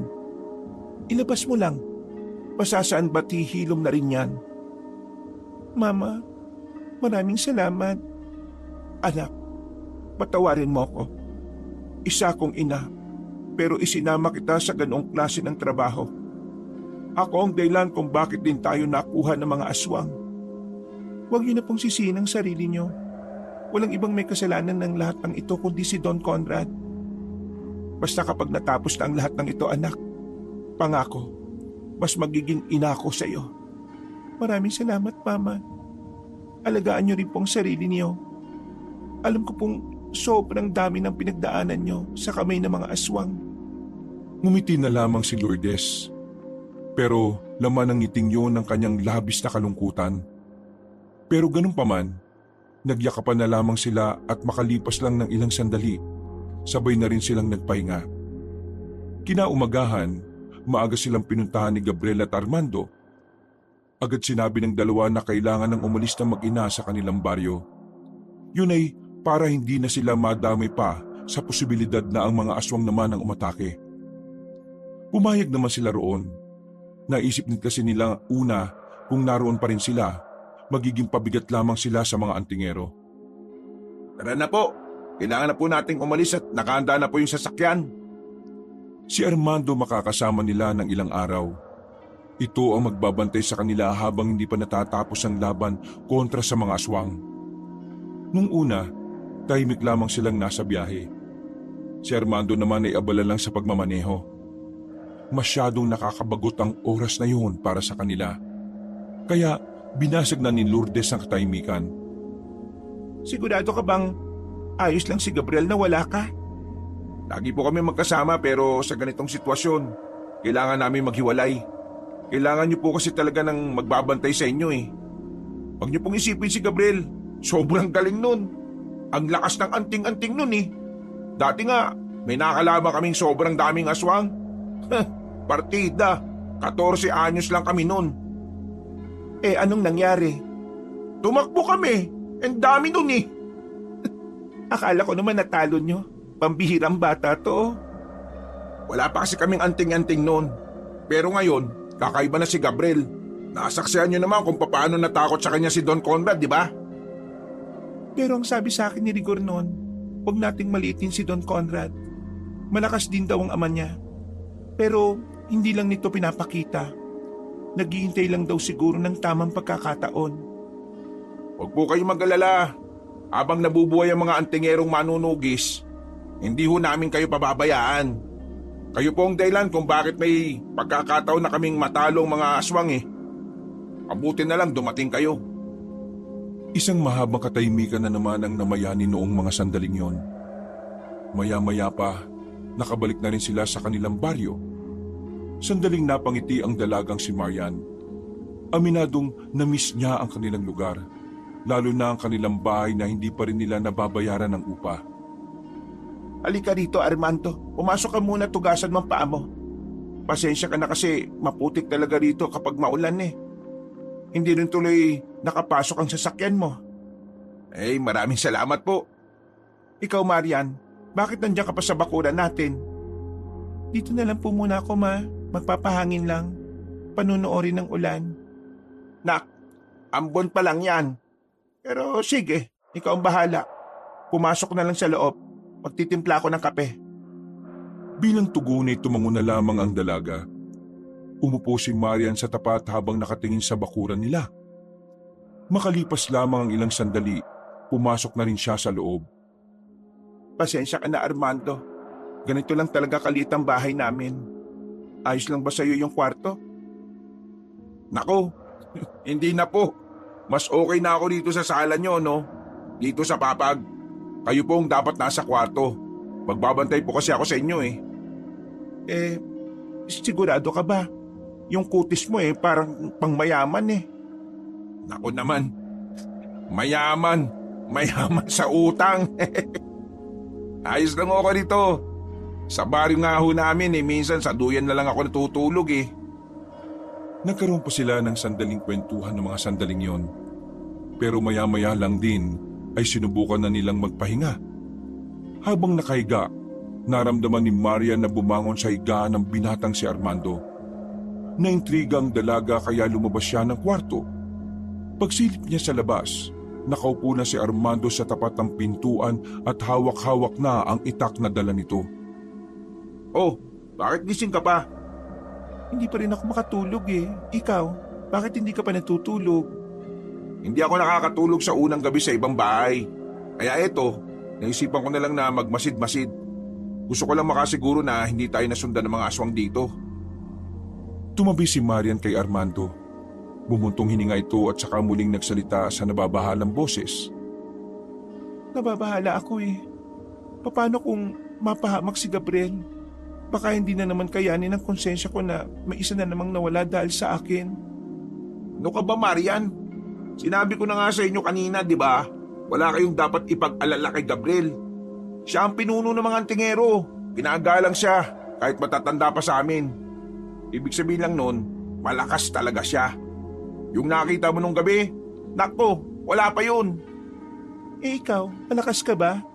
O teka, bakit? Pakiramdam ko, inuhusgahan mo ako sa tanong na yan Hindi naman. Oy, natawa ka na O di ba? Mas maganda ka kapag natawa. Tawa ka na lang palagi. Loko ka 4 na araw na ang nakalilipas mula nang bumalik sila Marian sa kanilang baryo. Wala silang natatanggap na balita mula kina Gabriel tungkol sa mga aswang. Wala rin naman nagpaparamdam na aswang kina Marian. Sa isip-isip nila, marahil nagpaparami na naman ng mga aswang, kaya hindi na muna yun lumilitaw. Bagay na kinababahala ni Marian. Ayaw na kasi niyang maulit ang nangyari sa kanilang mag-ina. Anong sabi ni Gabriel? Nakausap niyo na ba siya sa telepono? Kagagaling ni Marian at Armando sa labas matapos makigamit ng telepono sa tindahan ng tinapay. Hanggang ngayon, wala pa rin sinyalis ng mga aswang eh. Pero sabi ni Gabriel, susunod siya rito mamayang gabi. Masama raw kasi ang kutob niya na baka tayo naman ang biglain dito. Pero huwag kayong magpapanika. Kasama niyo naman ako ngayon eh. Ah, ganun ba? O sige, kumain na muna kayo. Anong oras na rin, no? Nagapunan na lamang ang tatlo, pero hindi malasa ni Marian ang kinakain niya, hindi dahil matabang ang timpla nito. Nawawalan siya ng ganang kumain dahil sa kung ano-ano na naman pumapasok sa utak niya. Pagkatapos kumain, sinamahan ni Marian ng lalaking si Armando na magbantay. Hawak-hawak niya ang itak na bigay sa kanya ng binata. Para sa kanya, kailangan na rin niyang maging matapang. Dahil alam din niya na maaring dumating ang sandali na kailangan na niyang tumayo sa sariling mga paa. Kapag inaanto ka na, pwede ka naman ng maunang matulog eh. Hindi, sasama ako sa pagbabantay. Eh kung yan ang gusto mo, edi sige. Tahimik lamang silang nakamasid sa kanilang paligid. Wala silang nararamdaman na kahit na anong banta mula sa mga aswang. Pero hindi pa rin sila naging kampante. Maya-maya lang, nakarinig na sila ng mga yabag ng paa. Napatayo sila nang akalaing mga aswang na ang paparating. Pero nakahinga sila ng maluwag nang makitang si Gabriel ang nasa tapat nila. Kasama nito ang ilang antingero. Ay nako, buti naman nandito na kayo. Nasaan si Ate Lourdes? Kailangan niyong umalis dito. Bakit? Nandito na ba ang mga aswang? Paparating na sila. Inabol namin sila sa kagubatan at ang takbo nila ay papunta rito. Kinabahan na naman si Marian, pero hindi nagaya ng kaba niya noong mga unang araw. Ang kaba niya ngayon ay kaya na niyang gawing tapang. Tapang na siyang magiging isa ring sandata para makatulong sa laban. Agad nilang ginising si Lourdes na katutulog lang din. Sa sobrang taranta, nadala pa nito ang unan sa labas. Dali-dali silang tumakbo patungo sa pinagparadahan ng sasakyan nila. Medyo napabagal pa sila sa pagtakbo dahil sa maputik na daan. Pero nang makarating na sila sa sasakyan, nanlalaki ang kanilang mga mata nang makitang flat na ang gulong nito. Sinuyod nila ng tingin ang buong paligid. Wala naman na silang nakikitang tao na maaaring gumawa nun. Kaya agad na pumasok sa isipan nila ay ang mga aswang ang may kagagawa nito. Hindi na sila nagpatumpik-tumpik pa. Naganda sila ng lugar na maaari nilang pagtaguan. Tumungo sila sa bandang dulo ng baryo na kung saan naroon ang taniman ng mga saging. Makinig kayo, dito na muna tayo hanggat hindi natin sila nakikita. Hindi natin sila basta-basta pwedeng palagan. Ilang araw na hindi sila nagparamdam, kaya nasisiguro ko na merong nagbago sa kanila. Tingin ko nandito na sila eh. Nararamdaman ko na sila. Gagamitin ko ng anting-anting ko para makasigurado. Inilabas ni Gabriel ang kanyang anting-anting at saka bumulong dito. Anting-anting, bigyan mo ko ng kamalayan sa mga kalaban. Pumikit ang lalaki at dumilat din matapos malaman kung nasaan ang mga aswang. Nakapasok na nga sila sa baryo, pero hindi ko maramdaman kung nasaan si Don Conrad. May nagbago sa kanya. Kailangan natin mag-ingat sa aswang na yon. Pinagpatuloy nila ang pagtatago. Tahimik lamang sila sa kanilang kinalalagyan. Muling tiningnan ni Gabriel ang paligid. Pero wala pa rin itong maramdaman na Don Conrad. Habang ang mga aswang naman, medyo nag-iba ang direksyon. Sinamantala na nila ang pagkakataon. Kailangan nilang makaalis sa baryong yon. At magagawa lang nila yon kung babalik sila sa bungad. Ang kaso nga lang, masyadong delikado. Kung mananatili naman sila sa dulo ng baryo, baka makita na rin sila doon. Kailangan ko ng opinyon ninyo. Anong mas magandang gawin para makaalis tayo dito? Gusto kong marinig ang naiisip nyo para mas madali tayo makapagdesisyon. Nahihirapan na rin ako mag-isip eh. Pwede natin silang dituin. May iwan dito na maghihintay sa pagdating nila habang ang iba naman dadaan sa ibang parte ng baryo. Hahanap ng pwedeng masakyan. Sasakyan lang ang pag-asa natin para makaalis tayo rito. Bakit pa kasi natin sila tatakbuhan? Hindi ba talaga natin sila kaya ngayon? Nakakahanga yung tapang mo, Marian. Pero sa ngayon, kulang tayo sa bilang. At isa pa, Medyo mabagal kami kumilos dahil sa inyong mag-ina. Pasensya na pero yun ang totoo eh. Kaya ang mas mainam na gawin dito, kayo ang dapat maunang makaalis. Tama si Armando, kailangan natin ng sasakyan. Paano kung sa sasakyan, doon naman tayo hinabol? Magiging 50-50 ang tsansa natin kapag nasa sasakyan na tayo. Pero kailangan nating isugal ang 50% na yon. Kailangan natin mag-ingat. Iba talaga ang pakiramdam ko ngayon kay Don Conrad. Ano nga ang plano mo? Maiiwan ang mga tao natin dito. Tayo Armando, sasamahan natin sila. Ayos lang sa kanila na maiwan dito. Nag-thumbs up pa ang mga kasama nila bilang pag-aproba. Wala na silang sinayang na sandali. Naglakad na rin sila paalis at naghanap ng mas ligtas na madaraanan. Pero hindi pa man sila nakakalayo. Natanaw na nila ang ilang kalalakihan na naglalakad. Palingon-lingon sa daan. Para bang may hinahanap. Alam na agad nila na aswang ang mga yon. Kaya tumigil na muna sila sa gilid. Hindi natin sila pwedeng labanan ngayon. Mapupukaw natin ang atensyon ng iba pang aswang. Kapag nagkagulo, madadamay din ang mga residente. Hinintay na muna nilang makalagpas sa mga yon.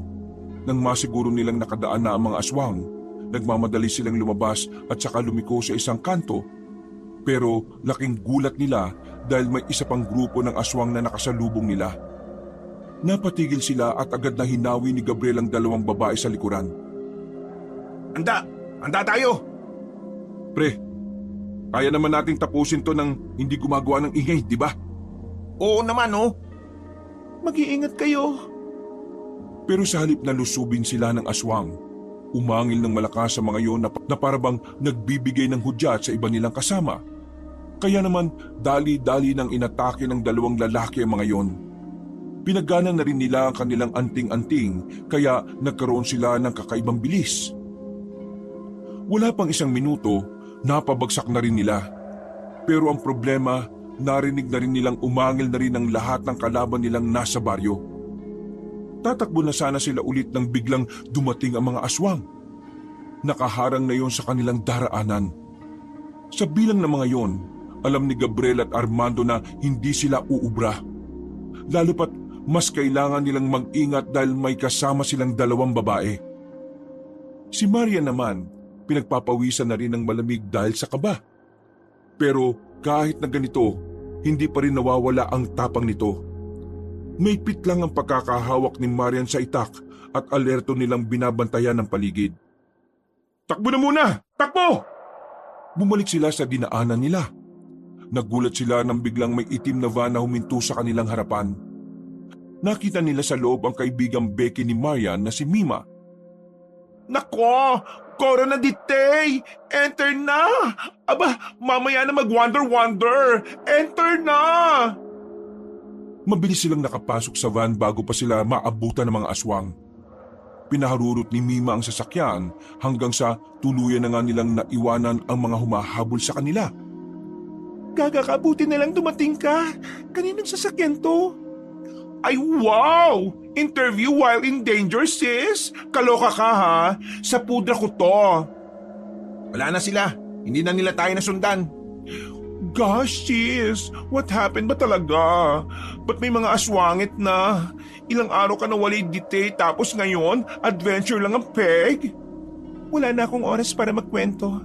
Sa ngayon, ilayo mo muna kami. Kailangan namin makalayo rito. Gora! Hold ng malala ha! Lilipat tayo together! Mas dinoble ni Mima ang bilis ng sasakyan. Madali silang nakalabas ng kanilang baryo. Nang masiguro nilang hindi na sila nasusundan ng mga aswang, ay naging kalmado na rin ang kanilang takbo. Marian, Ate Lourdes, mas magandang sumama na kayo sa kanya. Umalis na muna kayo rito sa probinsya natin. Babalikan lang namin ang mga kasama namin. Diyos ko, ano bang iniisip nyo ha? Kailangan nyo muna makarating sa ligtas na lugar. Saka lang kami mapapanatag. Sige na, pwede dali mo itong mag-ina kung saan ligtas, kung sino ka man. Ay bongga, maging sino ka man ng peg. Di go! Gusto kong sumama sa inyo. Ano? Marian naman, alam mo naman kung gaano kadelikado. Pero gusto kong makatulong. Gusto ko makatulong para makuha ang hustisya na para kay Rigor. Anak naman, ano ba? Ma, hayaan mo na ako. Hindi magiging kumpleto ang pagkatao ko hanggat wala akong nagagawa. Ayaw kong iasa lahat sa kanila ang panalo na gusto natin. Gusto kong may gawin din. Sawa na akong maramdaman na lagi na lang may napapahamak dahil sa akin, tapos wala man lang akong magawa. Anong ambag mo, gaga ka? Tsura mo, ha? Po ang loob ko. At kahit kakaunti lang ang alam ko sa pakikipaglaban, lalaban ako. Marian, hindi itong tamang panahon para subukin ang kakayahan mo na kailan mo lang natutunan. Kailan ko susubukan? Kapag wala na kayo?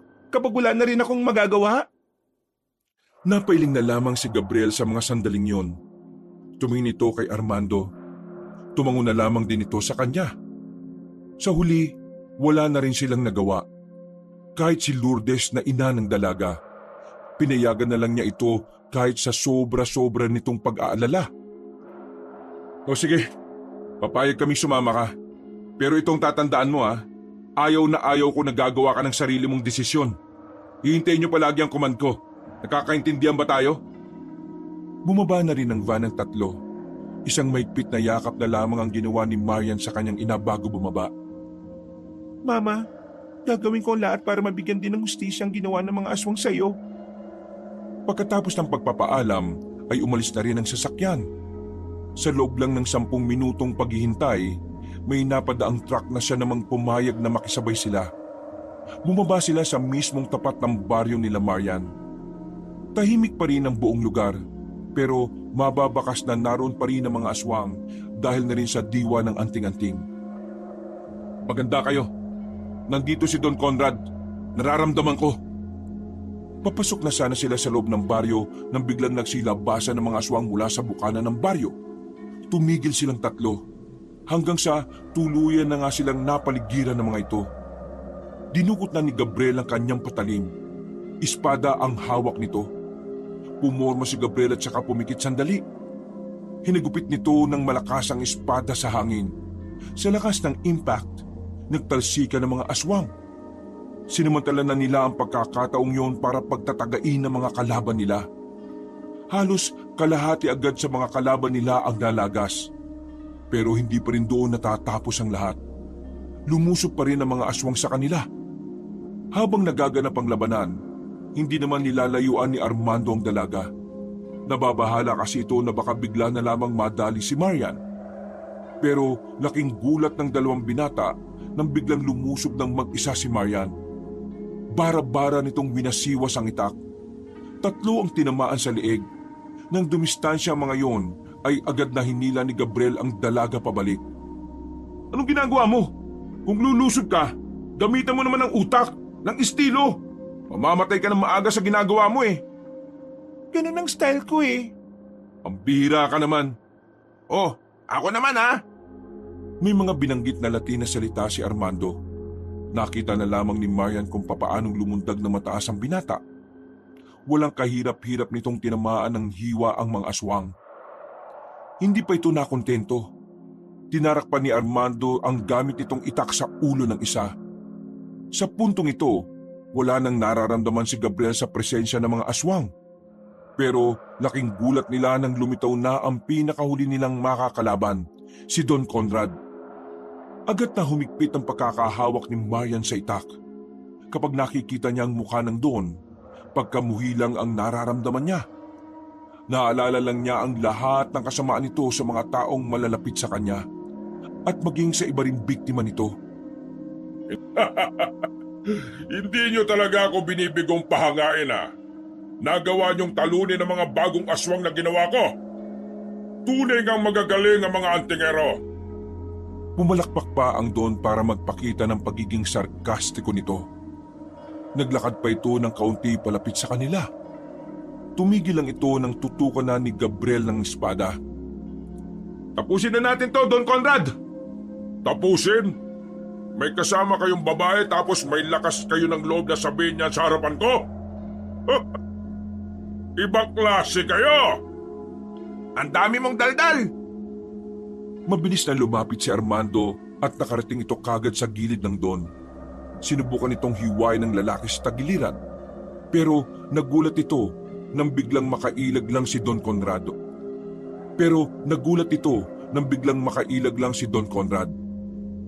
Muntikan siya nitong madakma sa kwelyo pero buti na lang mabilis din si Armando na makailag. Dahil dito, napagtanto ng binata na hindi na nga talaga pangkaraniwan ang Don. Aminado si Armando na hindi nito kakayanin si Don Conrad kung hindi siya tutulungan ni Gabriel. Labas tangan! Inutil! Anong tingin mo sa akin? Madali lang akong matatamaan ng pangkaraniwan mong atake. Ipapatikim ko sa inyo ngayon kung paano ako magalit. Sinira niyo ang lahat ng pinaghirapan ko. Kaya ipaparanas ko sa inyo ang impyerno! Nangitim ang kulay ng lahat ng mata ni Don Conrad. Nagkaroon ito ng malapad na pakpak. Mabilis agad itong nakalipad palapit sa kanila. Una nitong tinamaan ay si Armando. Sa lakas ng suntok ni Don Conrad, muntikan nang hindi makahinga ang binata. Buti na lang ay ginagabayan pa rin ng anting-anting si Armando.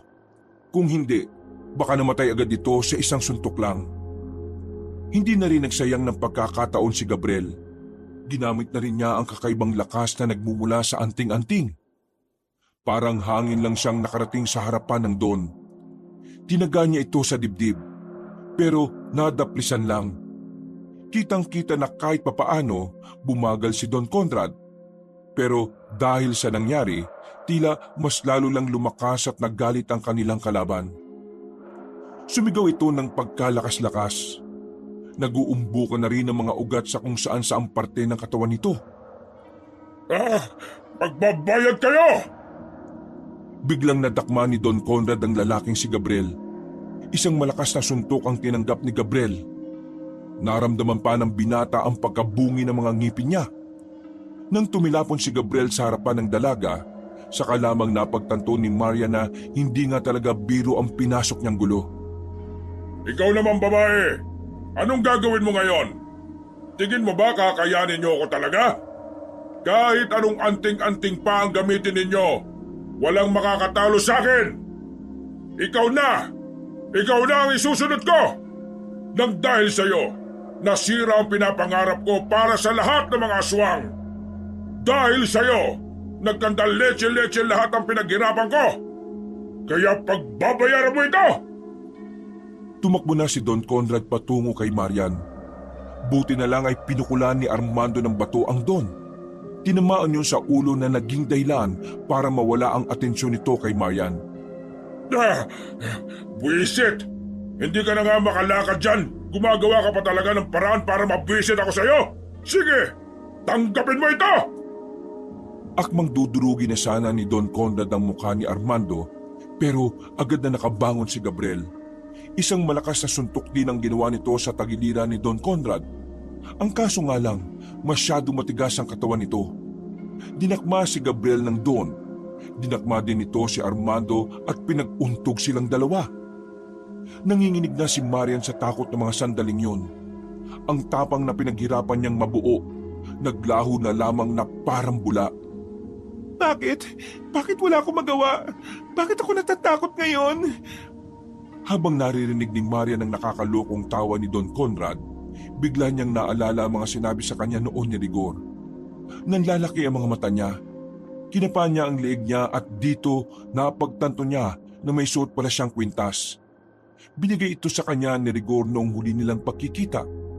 Naramdaman na lamang niyang tila umiinit ang kwintas. Hindi niya alam kung anong ibig sabihin nun. Basta parang unti-unting nabubura ang takot sa kanyang kalooban. Ikaw babae, hindi na muna kita gagalawin. Naisip ko na mas maganda palang makita mo muna kung papaanong mawawala sa iyo ang mga mahal mo sa buhay. Kaya ngayon, mamili ka. Sino sa kanilang dalawa ang gusto mong mauna? Kapag hindi ka pumili, ikaw ang uunahin ko! Hindi nakapagsalita si Marian. Para siyang napipi. Natamimid dahil sa kakaibang nararamdaman niya sa kanyang katawan. Hindi ka pipili? Pwes, ikaw na lang ang papaslangin ko. Madali naman akong kausap eh. Unti-unti nang lumapit sa kanya ang matandang aswang.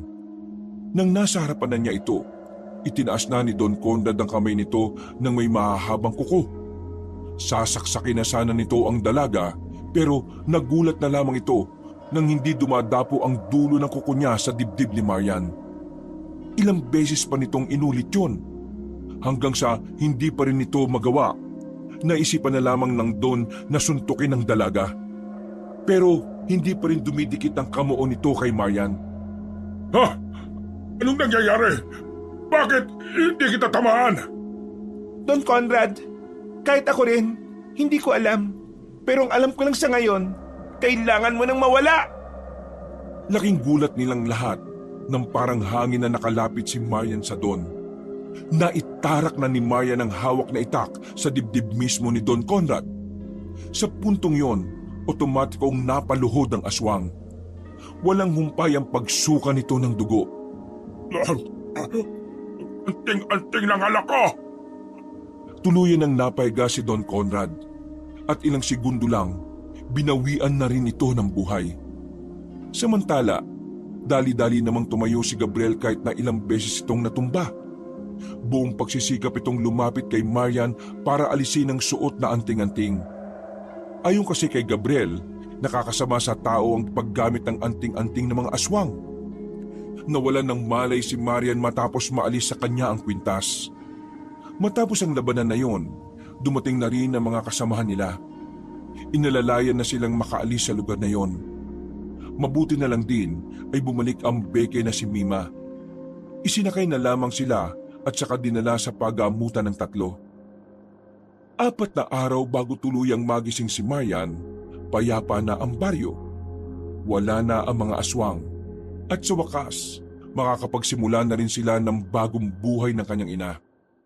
Samantala, ang anting-anting naman na binigay ni Rigor kay Marian, ibinaon na lamang nila sa lupa. Kahit na may nawala, kahit na may mga nagbago sa buhay nila dahil sa mga nangyari, nagawa pa rin maging positibo ni Marian at ng kanyang ina. Kasama ang 2 binata na si Gabriel at Armando, nagpatuloy ang kwento ng kanilang buhay ng may ngiti, may pagmamahal at wala ng pangamba tulot ng mga aswang. Wakas.